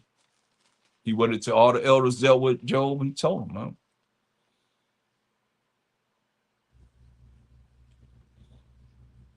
Right to the point. Job 34:5. This is what Elihu told him. Job 34:5. For Job hath said, I am righteous. Job hath said, I am righteous. And the Most High have taken away my judgment. For Job hath said, I am righteous. Now let's see if that's okay with the Most High. For all you that claim you righteous out there. We're going to go to 2nd Ezra 8:48. Ezra was given 204 books. We only have 80 as Hebrew Israelites. You Christian Insanity people, they only got 66 books. And y'all believe whatever the so-called white man told you, that the 14 books are not canon, but you can't prove it. If I can go back and forth, back and forth, back and forth. Matter of fact, I did a lesson on that. Going back and forth, Apocrypha is showing you that. This is the Old Testament, the Apocrypha. When you understand, even the book of Malachi, you're in the Persian Media Empire. The Bible's a history book. You're in the Persian Media Empire in Malachi, in captivity. Then you have a blank page. Then you have Matthew. So all you that's got the 66 books, how can you go from the Persian Media Empire to Matthew and you're in the Roman Empire, what happened to the Greek Empire? It's right here in the Apocrypha that they took out, the 14 books that the Protestants took out. You got First Maccabees and Second Maccabees should be in between Malachi and Matthew, which would be the Greek Empire. But here we in Ezra 8 and 48. Well, he said, what did Elihu tell Job? He said, for Job have said in verse 5 of chapter 34, I am righteous, right? Let's see if that's okay with the Most High for anybody out there think you so righteous. Listen. 2 Ezra 8:48. In this also thou art marvelous. When you want to, I think, before the Most High, I think we all should want to be marvelous before the Most High. This is what it says. In this also thou art marvelous. 2 Ezra 8:48. Before the Most High. And that thou hast humbled thyself. I mean, he's not prideful. Humble thyself as it becometh thee. This was marvelous in the eyes of the Most High. And have not judged thyself worthy to be much glorified among the righteous. Can't be talking about you all that. Not before the Most High. And everything we say is before the Most High. But Job has said, I am righteous. That ain't okay with the Most High. And Mashiach either. He gonna come back and teach us for 1,000 years of the Most High. How are you gonna say you righteous? Bing, boom. Someone probably was in here thought they was righteous. Man, I don't hear that. I'm righteous. Boom. They ain't gonna say it. Type of the text, you righteous. You all that. Before the Most High. That's why the Most High dealt with him. Because he said he's righteous. Look. Job 33 and 9, I am clean without transgression. I am innocent. Neither is there iniquity in me. What? I am clean without transgression. I am innocent. Neither is there any iniquity in me. That ain't marvelous before the Most High. I'm telling you. I'm reading the Bible for solutions. Solution. I'm not just reading the Bible, just reading it like a book or whatever. I'm reading for solutions. I ask the Most High to guide me, to instruct me, show me what I need to bring forth to the nation. Point blank. That's my prayer. Correct me, you know. That's what I prayed for. That's what I'm telling you, solution. Most people don't, you ask, why did the Most High deal with Job? He said, Satan on Job. He said, look what he said, I am clean, without iniquity, without transgression, without sin. I am innocent. Neither is there iniquity in me.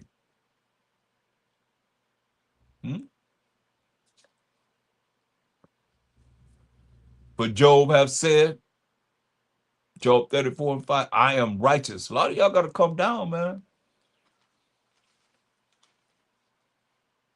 Y'all ain't teaching the people like a Mashiach going to tell us. When he come back to teach us, man. Y'all ain't got that ability. We don't have that ability, man. We know in part and prophesy in part. That's all we can do is just bring what we can bring, the part that we have, and humble ourselves before the Most High humble you. Like I said, it's a fearful thing to fall in the hand of living power. You hear what I'm saying, and you look at the things that these scriptures are saying with solutions, and you don't apply it in your life. Hate to see the results, man. It's written in the scriptures, though. We'll go to Wisdom of Solomon 17 and 12. And those that listen, you're going to be all right. Look. Wisdom of Solomon 17 and 12.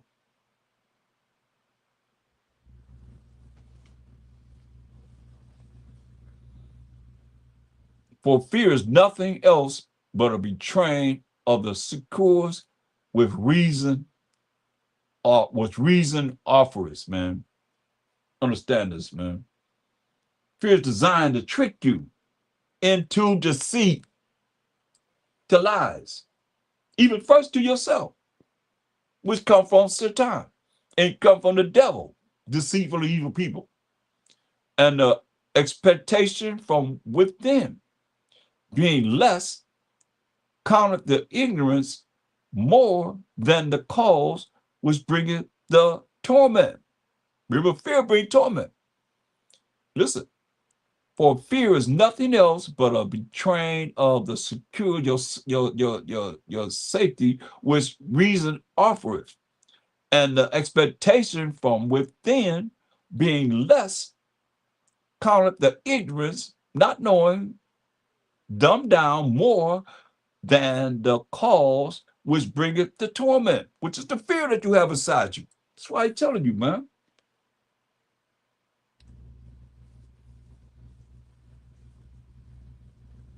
Things be blown way out of proportion, man. That's why many are deceived by their own vain opinion. And the devil, how you blow things all out of proportion when you make the wrong judgment. When you have everything that you need right there, it's right there. Most High always there. You ain't never going nowhere.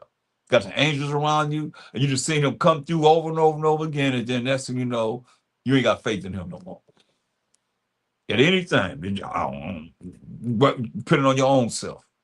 That's why I say, man, it's very important. You allow the devil to come in, trick you, man, to make the wrong judgment. And now you caught in your situation when you could have been just rolling like it was smooth. A lot of people have the right relationship, right, everything is going cool, everything. That's, here comes Satan in to make you mess up whatever you have, good thing that you have, man. That's, you out there trying to figure it out. And here come the devils, one after another. Dang, that don't work, that don't work, that don't work, man. You just out there. All he doing is laughing. He laughing at you. Because he got one. I got one here. To trick you, man. That's why I tell you in Revelation 18 and 23, the last sentence, man, he tell you what he's dealing with.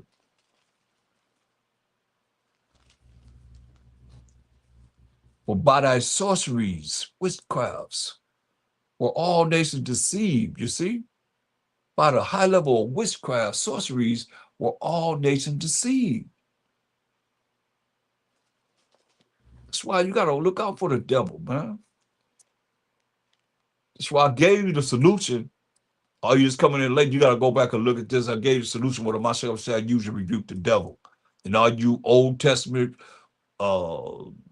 people, he used the law to rebuke the devil in the New Testament. Because he didn't have anything to go by but the law and the prophets. And when you understand that there is no New Testament, anybody walking the earth that's written about in the New Testament, they didn't have a New Testament to look at like we have. Like, oh, you don't believe in it because you can't got to go back and forth. Be able to see what it's talking about. Really. Because they didn't have no New Testament. When you understand what I'm saying, you'll see that I'll go back and forth, back and forth, back and forth. Like myself said, it is written. It has been said. Have you not heard? Where you hear it from? Where was it written? Where it's been said? In the Old Testament. That's all they had to go by. But y'all find any way to have our people still in darkness, man. Keep us in darkness. Second Ezra, the 10th chapter, in the Apocrypha. But we do know in part, prophesy in part. Understand that. Second Ezra, 10th chapter, verse 15. Now, therefore, keep thy sorrow to thyself. You hear that? Now, therefore, remember what I told you, whatever you give you what? Take out. Take out. Cheerfully. Did he say that? He said that. He said, now, therefore, keep thy sorrow to thyself and bear with a good courage that which have befallen thee. You hear that? Y'all ever do that? It take a real man to take pain and just deal with everything and laugh and be happy and just go in life with like nothing's happening. Take a real woman. You don't even know. I didn't even know that. I guess you would know because it was just like normal. That's being in the spirit. It works. He said, whatever he gives, well, let me go back. Some of y'all new in here. Y'all just coming in. Make sure you understand. I ain't just talking. I don't like to just talk. Ecclesiastes 2 and 4, he said, whatsoever, no matter what it is brought upon thee, take cheerfully and be patient when thou art changed to us. No escape. See? Gotta be patient. For gold is tried in the fire. You're gonna go through some changes, and acceptable men in the furnace of adversity. Yeah. That's why I say you can't faint in the time of adversity, man. So your strength is small. Your faith in the Most High is small. That's why a lot of people can't handle this. Bing, they out of here. There ain't nothing that they want to hear that will enlighten them the way they want to be enlightened to exalt ourselves.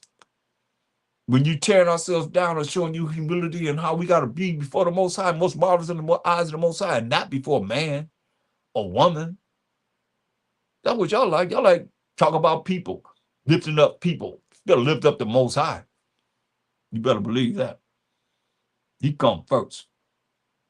He's been neglected. He's been offended too. That's why I say what? 2 Ezra 10 and 15 say, now therefore keep thy sorrow to thyself and bear with a good courage that which has fallen thee. You hear that? Keep your sorrow to yourself and bear with a good courage that which has befallen thee. That's real, man. What y'all think about that?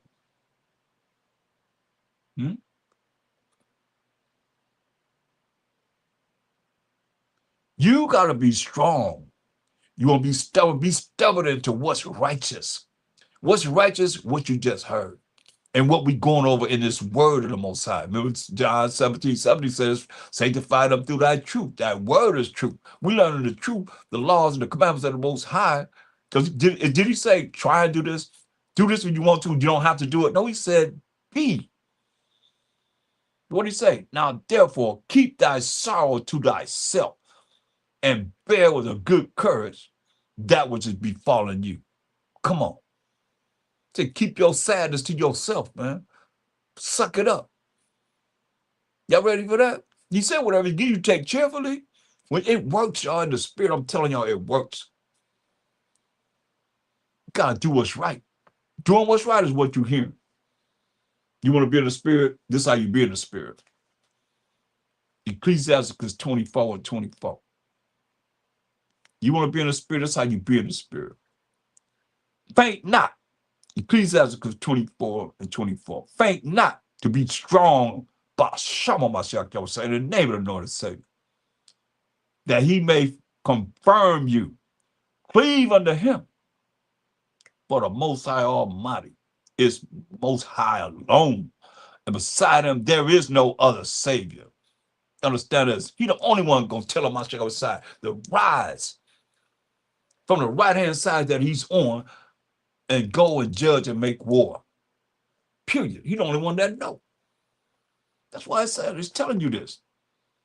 What you think it means? Ecclesiastes 24:24 says, faint not to be strong by Shalom Mashiach, in the name of the Lord and Savior. That's what it means.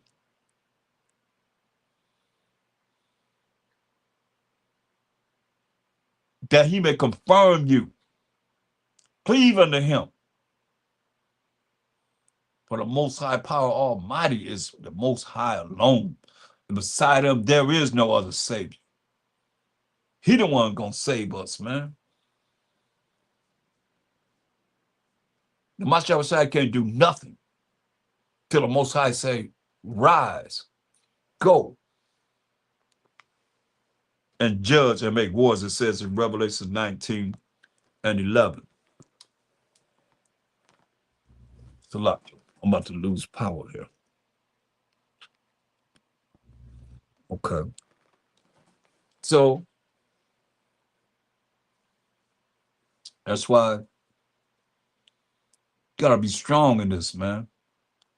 You want to be in the spirit, you're gonna follow what it says. Or you're gonna be out of the spirit. And you're not worth the Most High saving. That's why I'm here to warn you and to direct you into what works so we can see the kingdom, man. Other than that, what else is more important? That your name can be written in the book of life. Look, um,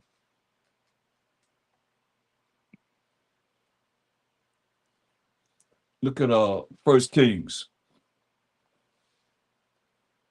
2:1 and 2. First Kings, the second chapter, verse 1 and 2.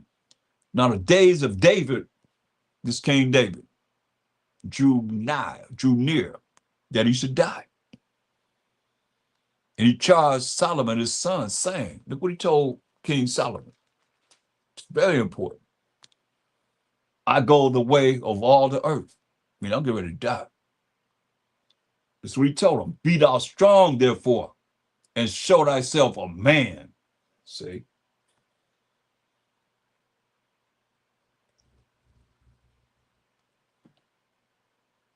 He said, be thou strong, therefore, and show thyself a man.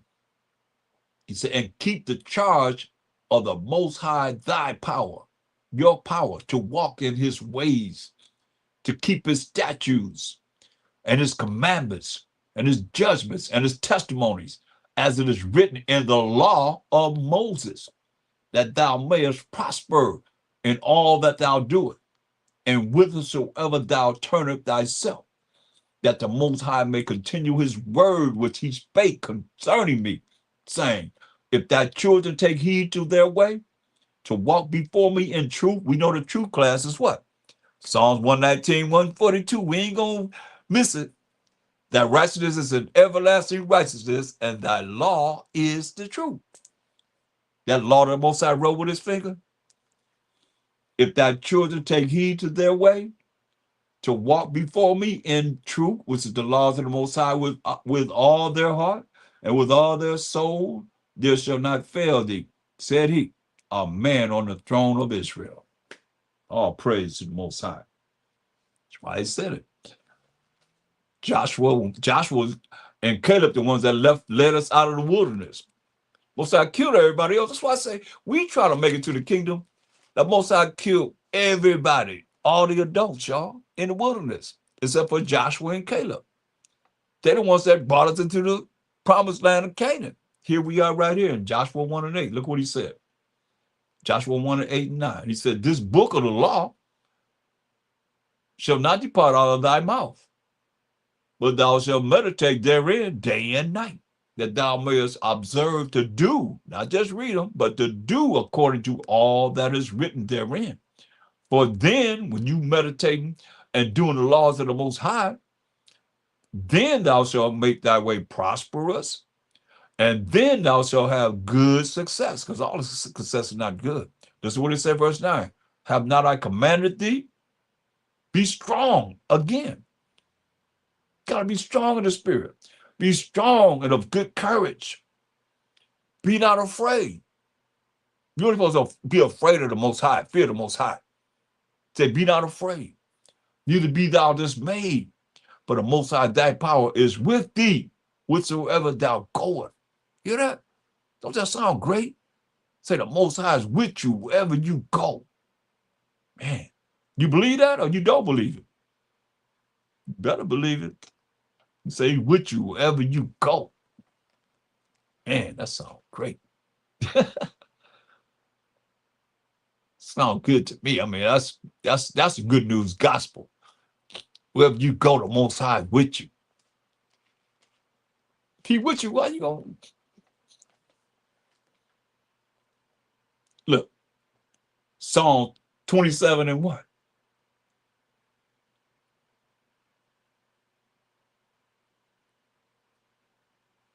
The Most High is my light and my salvation.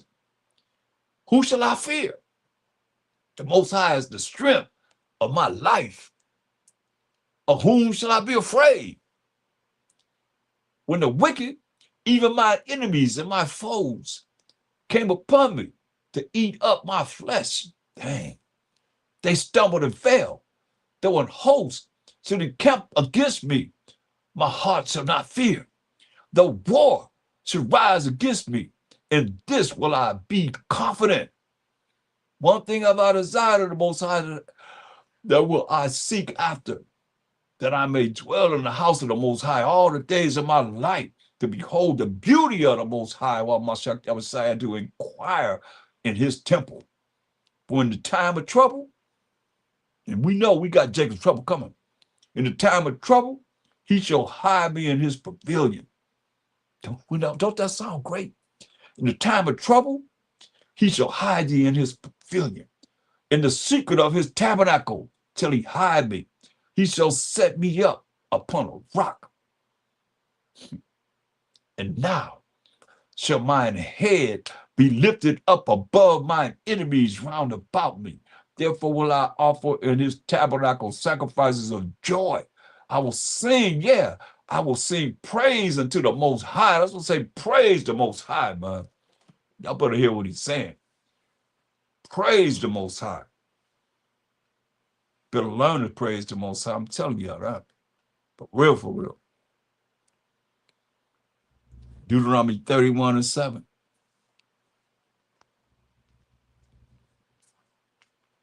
Can't praise him enough. Deuteronomy 31:7. Yeah.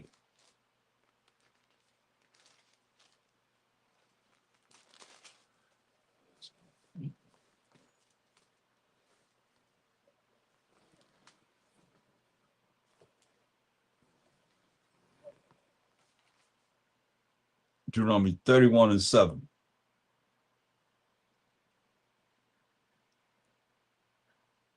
And Moses called unto Joshua and said unto him in the sight of all Israel, be strong, giving them directions, man, knowing that, you know, you got to understand this, man. Moses was like no other man in the world. And Moses didn't give the Most High the glory when he told him, hey, speak to that rock. I'm going to bring water for Israel. We as the Israelites in the wilderness. And Moses let the children of Israel get on his nerve, and he hit the rock twice. And the Most High loves us. He's full of love and compassion. And he let the water come out. But he told Moses, just for all you that think you are that and you already made it to the kingdom, you can't tell me what number you are, the 144,000,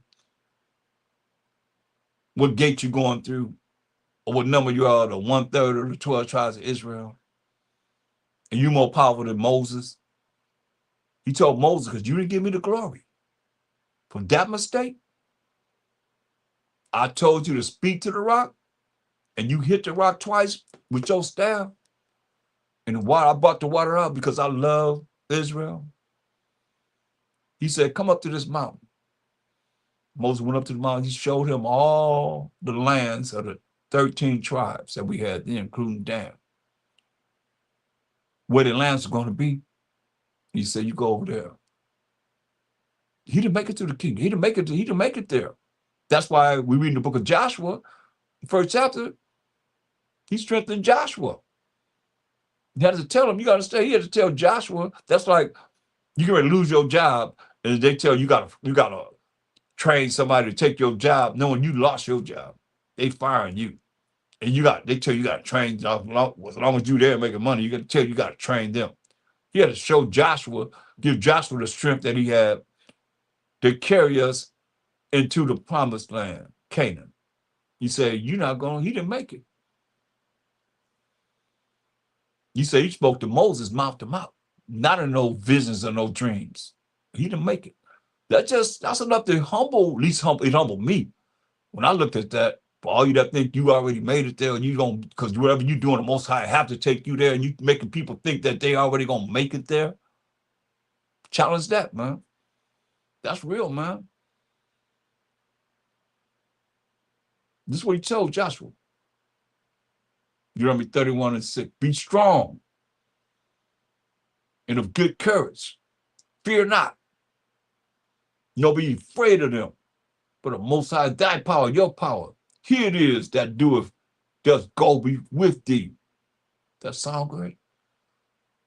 So don't be afraid, because the Most High, your power. Here it is that go with thee. He will not fail thee, nor forsake thee. And Moses called unto Joshua and said unto him, in the sight of all Israel, be strong and of good courage, but thou must go with this people unto the land which the Most High hath sworn unto their fathers, who was Abraham, Isaac, and Jacob, to give them, and thou shalt cause them to inherit it. And the Most High, here it is that does go before thee. He will be with thee. He will not fail thee, neither forsake thee. Fear not. Keep hearing that over and over again. You in the spirit. Fear not, neither be dismayed.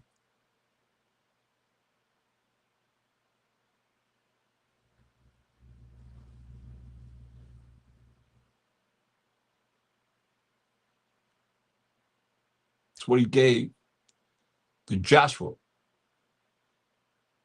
That took his place, man. Verse 16. Verse 15. And the Most High appeared in the tabernacle in a pillar of a cloud, and the pillar of the cloud stood over the door of the tabernacle. That chariot came. That's a chariot. Tell you that in Psalms 104 and 3. He made the clouds his chariots, his vehicles. And the Most High said unto Moses, listen, behold, thou shalt sleep with thy fathers. And this people will rise up and go a whoring after the gods of the strangers of the land, whither they go to be among them, and will forsake me, as we know it is this day, and break my covenant, break the laws and the commandments and the contract, the agreement that I have with the 12 tribes of Israel, which I have made with them. Who is the 12 tribes of Israel? Then my anger shall be kindled against them, we the 12 tribes of Israel, in that day, and I will forsake them, and I will hide my face from them, and they shall be devoured, and many evils and troubles shall befall them, so that they will say in that day, are not these evils come upon us? Because our power, the Most High power of Abraham, Isaac, and Jacob, he said that's his name forever, a memorial to all generations, is not among us. And I will surely hide my face in that day for all the evils which they shall have wrought, and that they are turned unto other gods. Like y'all saying, L-O-R-D, that's a God, that which is B-A-A-L. And they put it in the Bible, knowing this, that we went into captivity, slavery, and bondage for what? Turning to other gods.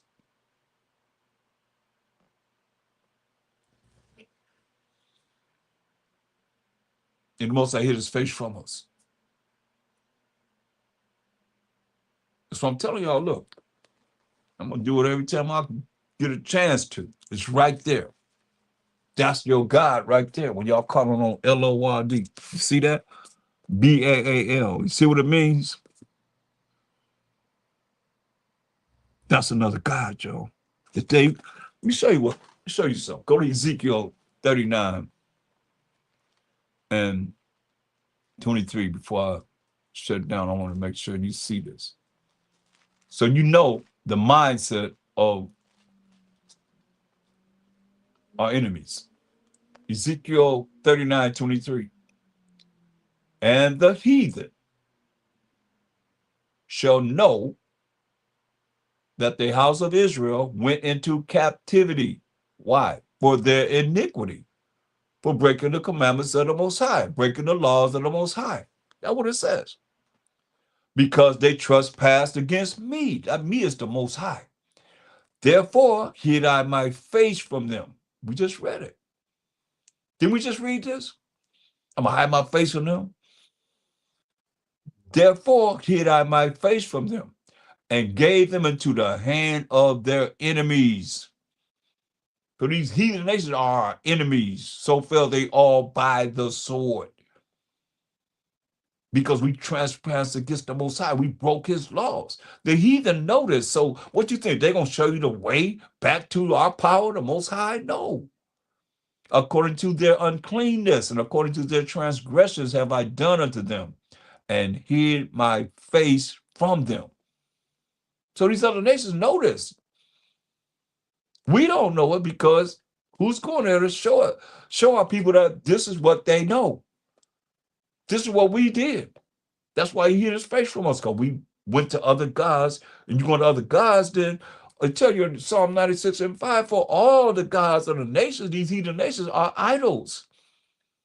So we dealing with them in any way, shape, or form. So they have our Bible, and they put that God, B-A-A-L, in there as L-O-R-D over and over and over again. And every time you call it, that's who you calling on. Like, y'all don't even realize that I asked brother, what's the last name of the Greek god Zeus? Most people don't know that. He got a last name. You know what it is? A-M-E-N. That's who you calling on. That's the last time it came about. Alexander the Greek looked back into the Egyptian gods, and he looked into the Persian gods, and he chose the Egyptian god, A-M-E-N-R-A. And he put it on their god. The number one god for the Greeks was Zeus. And he put it on him as the last name that y'all calling on. You calling on the god Zeus. Now you hearing it, you got to prove it's not. You know, and y'all gonna try and prove it. I mean, nobody coming with nothing yet. It's real.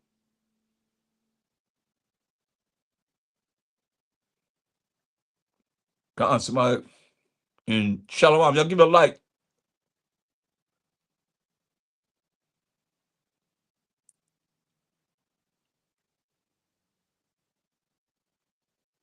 I said we're baptized with the word. Yeah, that's a good one. Habakkuk 2:18. Con, you know, Habakkuk 2:18. What profit is the graven image that the maker thereof have graven it? The molten image and the teacher of lies. These preachers, man, that's not dealing with the laws that's come out of the Most High. That the maker of his work trusts therein to make dumb idols like this one. Like this dumb idol. It's an idol, man. Y'all know that? Do y'all realize this is not Caesar Borgia? This is something that was drawn by Warner Salmon, making millions of dollars, man, in 1940. Come on, y'all. You think about it. How is that? Dumb idols. Woe unto him that said to the wood, wait, away, to the dumb stone, arise, like the cobblestone, arise. It shall teach. It shall teach, right? Behold, it is laid over with gold and with silver, and there was no breath at all in it, in the midst of it. You hear that? That's what people are dealing with, man. Here it is right here in your face. Bam.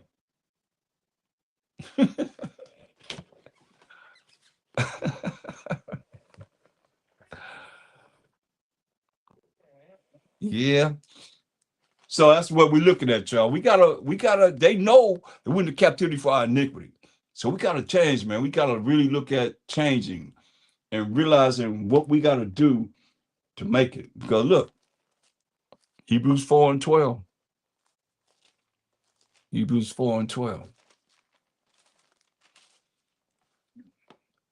For the word of the Most High is quick and powerful and sharper than any two-edged sword. We to cut you this way, cut you that way.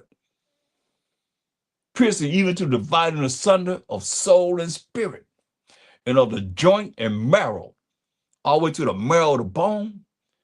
And is a discerner of the thoughts and intents of the heart. And the heart is the mind, the way you think. You understand this for real. So 2 Corinthians 10. 2 Corinthians 10. That's why we got to be in the spirit, man. That's why I'm dealing with you in the spirit or you out of the spirit. Either or. 2 Corinthians 10, verse 2. Just verse 6. But I beseech you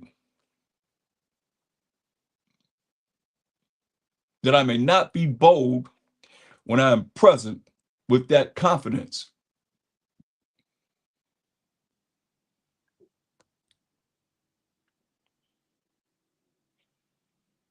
wherewith I think to be bold against some which think of us as if we walked according to the flesh, carnal minded.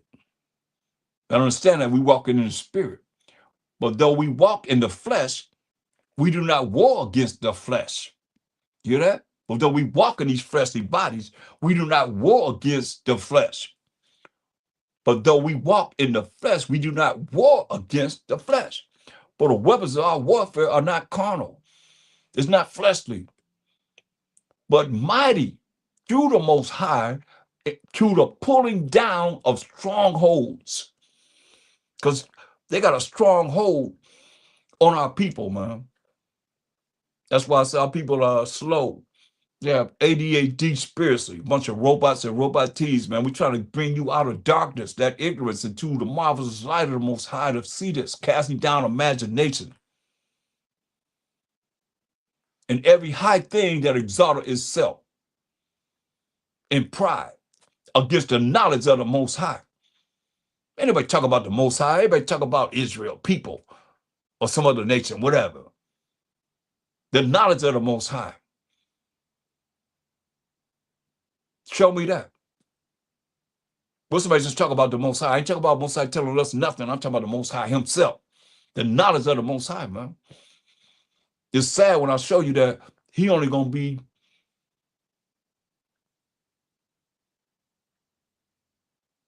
known when he put a Mashiach upside enemies under his footstool. So you got to jumpstart anyone to hear my voice to at least want to know more about him. When he the only one going to save us. You got another savior that's more powerful than the Most High power, Abraham, Isaac, and Jacob, that you ain't talking about enough? Or give me some lesson when you hear him talked about. You don't see it. You don't see it.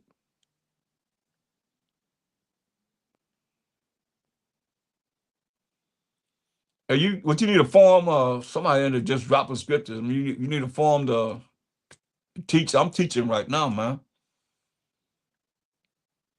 Bob White. That's a distraction.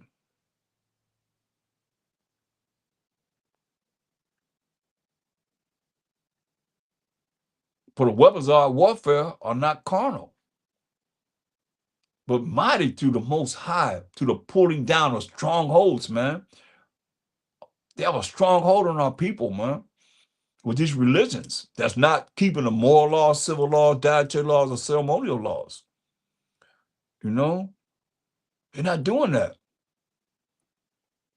Shalom.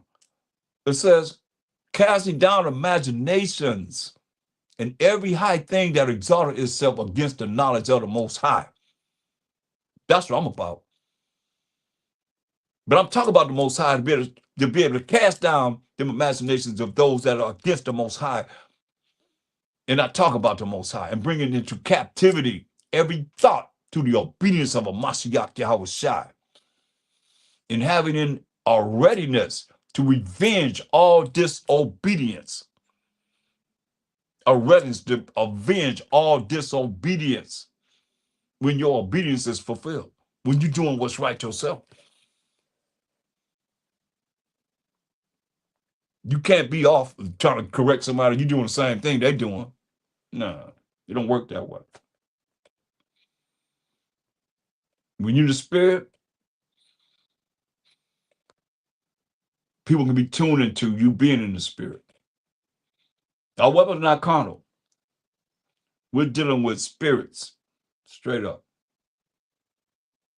It ain't carnal. Ain't no carnal weapon, you know.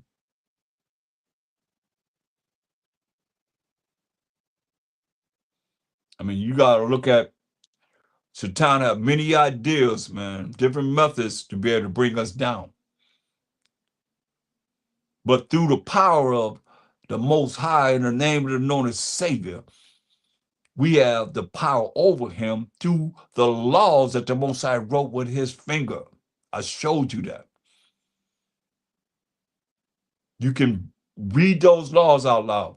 What I was going to tell you, now come back to me. When I told you about that young man that could not say Bahashama Mashiach Yahweh, who was saying at that time, he could not say that out of his mouth. And his daddy was dealing with Wicca. And so I had a doctor friend that learned the left-hand side. And we communicated. He learned the left-hand side. He knew about things on the left-hand side, where a lot of brothers don't know anything about, enough, I'll say, about the left-hand side. You just learn the right-hand side. You don't know about these demons in high places on the left-hand side. And he took to me. And I asked him, I said, what do I do? You know, before I had to counsel this cat, I said, what do I do? He got the whole house is Wicca, witchcraft. So I got to go and deal with this house that's witchcraft all around it. You know what he said? He said, read the law. What I just showed you in the Bible. He don't know nothing about what the scriptures is telling. He didn't tell me to go no scripture, nothing. He said, read that law out loud in your house, in the house. Without, he didn't tell me to go to Mark, the 4th chapter, Luke, the 4th chapter. He didn't tell me none of that. He learned the left-hand side. That's what he told me. Read that law out loud in the house. That's what he said. That's what Mashiach went to every single time. I showed you 3 times he went to the law. What happened? The devil had to leave him alone. The law got power. That's the most high writing that law, those commandments with his finger. You think ain't no power? Tell me ain't no power in that. Therefore, you don't believe what the Most High did. Spiritual thing, the Father has living power. You giving him your middle finger. That's what he told me. And I mean, the scripture validated it. He didn't tell me no scripture. He just told me this was, just like they say certain things, the antidote behind this. He said that's what he learned. You know, they do that, you might get away from them. That's what he learned. That's what works. The law that the Most High wrote. That's why Ephesians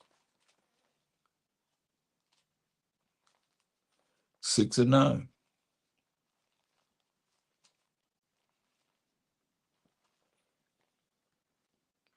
6 and 10. Salakia. Ephesians 6 and 10. Finally, my brethren, be strong. And what we talking about all day? In the spirit, be strong. In the name of the Lord and Savior. You see, I told you that word means B-A-A-L. They put it in there. The people that publish the Bibles, the #1 selling book in the world, they the ones put that in there. So you be saying it, calling on their God, B-A-A-L. I mean, if you go on my YouTube page, my Facebook page, you'll see that I put Epstein's niece saying it. That's who they worship. And I showed you that that means L-O-R-D. Don't take a rocket science and figure this out, man. A child figure it out. But we all twisted in our way of not want to change to realize you got to change, man. Yeah, they took things out. You think they put things in? Oh, yeah. It says, finally, my brother, be strong in the name of the Lord and Savior and in the power of his might. That's spiritual power of his might. Put on the whole armor. That's protection. of the Most High, that you may be able to stand against who? Against the wiles of the devil. The Most High, through a Mashiach Yahushua, showed you how to stand against the wiles of the devil with the law that he wrote with his finger. For we wrestle not against flesh and blood. That's no flesh that we warring against and we wrestling against, but against principalities. That's what we wrestle against. Principalities, against powers, against the rulers of the darkness of this world, against spiritual wickedness in high places. That's high-level demons in high places, y'all. Wherefore, take unto you the whole armor of the Most High. We got to take on the whole protection of the Most High, that you may be able to withstand in the evil day. And we're in the evil day, y'all. You better realize it. And having done all to stand. He didn't say sit down. He didn't say, fall down, bow down. He said stand. Doing everything you can to stand. Stand, therefore, he said, once again, having your loins girt about with truth. Now, how do the preachers answer that question? How you going to stand with your loins girt about with truth if you ain't going to define truth? In Psalms 119, 142, that righteousness is an everlasting righteousness, and thy law is the truth. You got to stand on the laws of the Most High, y'all. The commandments of the Most High. Moral laws, civil laws, dietary laws, ceremonial laws. You standing on that. I don't care where you go, and still come back to the laws that the Most High wrote with his finger. Anybody saying you got to follow the laws of the Most High, they are the devil, deceitful and evil person. What does it say? Wherefore take unto you the whole armor of the Most High. This is your protection, that you may be able to withstand in the evil day. And having done all to stand therefore, having your loins girded about with the laws and the commandments of the Most High, which is the truth. And having on the breastplate of righteousness. Come on, you got truth, you got righteousness. You think it ain't important? When I'm teaching you what these words mean from the Bible, what's righteousness? We know the truth is what? The commandments and the laws of the Most High. What's righteousness? Deuteronomy 6:25. You see how this all fits in I don't care where you go. Mostly every lesson we defining these words in review. What's righteousness? Deuteronomy 6. Where we find that? In the law. Deuteronomy 6:25. And it shall be our righteousness. This is the definition of righteousness.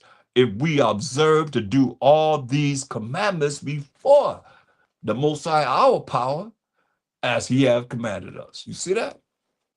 That's how you be righteous. You got truth and you got righteousness in the same sentence. Stand therefore. And Ephesians 6:14. Stand therefore, having your loins girded about with truth, having your loins girded about with the laws and the commandments of the Most High, and having on the breastplate, that's your loins, and the breastplate of righteousness, the laws and the commandments of the Most High, and your feet, your foundation side with the preparation of the gospel of peace. Above all, taking the shield of faith in the Most High, wherewith ye shall be able to quench all the fiery darts of the wicked. You know? You got to have faith in the Most High. Go back to Mark 11:22-26 and read Ecclesiastes 2nd chapter. We got one more we got to bring in before it's over, so you know.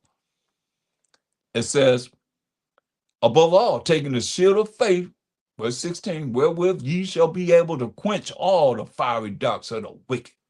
And take the helmet, that's what way you think, of salvation, powers and authority that's coming to the Israelites, and the sword of the Spirit. Here, the Spirit got a sword. We talk about being in the Spirit, or out of the Spirit, and the sword of the Spirit. That sword, remember the sword cut what? This way, that way, two-edged sword. And the sword of the Spirit, which is the word of the Most High. You see that? The sword of the Most High is It's the word of the Most High. The word of the Most High gave us commandments and laws that we read. That's what he's telling you, man. What you see, I see that. Oh man, that's right on time, man. Oh, wow, that's right on time. Wow, that's in the spirit. It's beautiful when like I'm way back in. I'm dealing with things from way back in the past, like the '90s and so forth, and everything that came from there all the way up to date, and dealing with a lot of these lessons that I'm bringing forth. And it's like it's powerful when you look at what you have learned in the spirit to add to what it is that you learned from the past. That's powerful, man. All praise to the Most High. First Peter's 1, the first chapter, and verse 13. Um,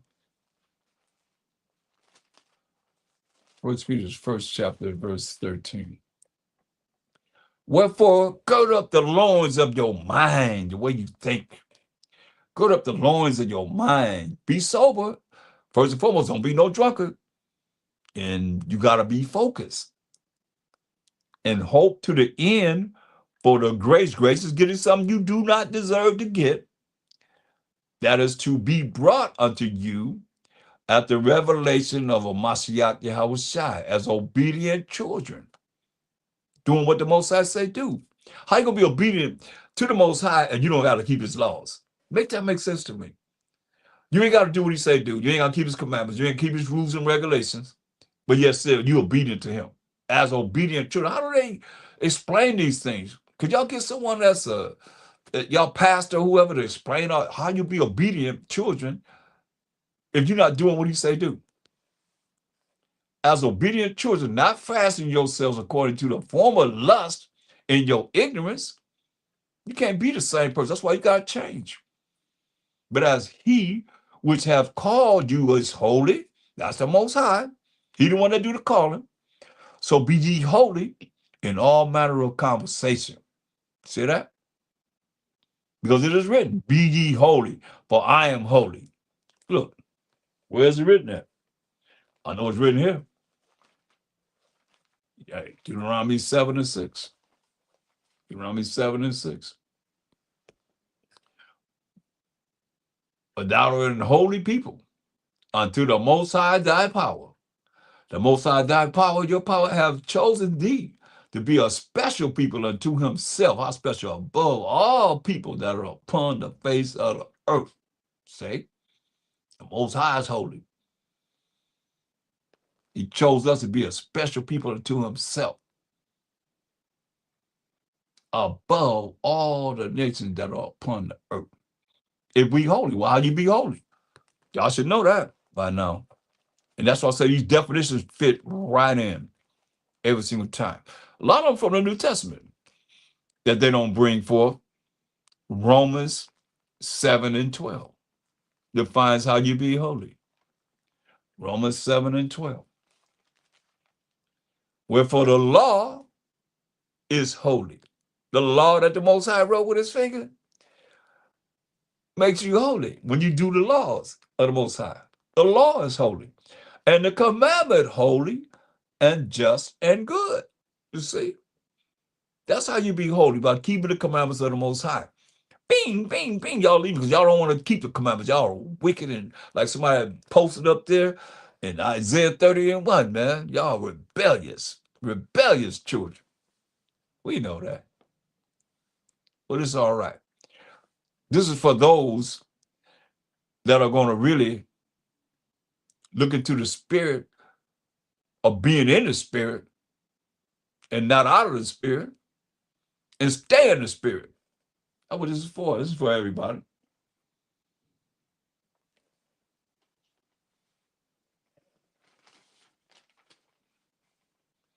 You got to think right to be right.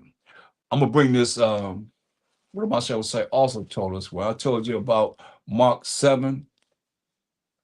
No, it's Mark 11, 22 to 26, right? I gave you Ecclesiastes 2nd chapter. And we're going to go to Matthew 11th chapter. And we're going to read verse 28 to 30. Mashal Shah said this. Come unto me, all ye that labor and are heavy laden. You got all these problems, and I will give you rest. I will give you rest. Salakia. Should take my yoke upon you and learn of me. He come in the volume of the book. It's written of him. He said, learn of me. For I am meek and lowly in heart. That's humility. He's humble. And you shall find rest unto your souls. He said, give it to him. For my yoke is easy, he said, and my burden is light. Give it to him. Take it to the Most High. He said, that's why he said, when you follow the rules and regulations that he's given us, that you can just hear in this lesson alone, besides all the other lessons that, spiritual lessons that have come out. He said in St. John 14:27, what are he going to give you? He said, peace I leave with you. My peace that we all should want, I give unto you. He said, not as the world giveth, give I unto you. Now you're looking for the world to give you this peace. This is a special peace that when you lock into it, man, you can go into that peace, man, everything else, it don't matter. Peace, he said, I'll leave with you. My peace I give unto you. Not as the world giveth, give I unto you. Let not your heart be troubled, neither let it be afraid. Ain't that what we're talking about? That's what we started with, right? Don't be afraid. So with that, I'm going to say to Wada for joining me for being in the spirit, being out of the spirit. We mainly dealt with being in the spirit tonight. And with that, I say, Kwam Most High, rise Most High. Kwam Mashiach Yahushai, rise Mashiach Yahushai. And Kwam Yasharella, rise Israel. And if you want to tune in tomorrow at 1:30 p.m. Pacific time, we'll be on live on Hollywood Boulevard. Street teaching. And with that, I'm out. Shalom, everyone.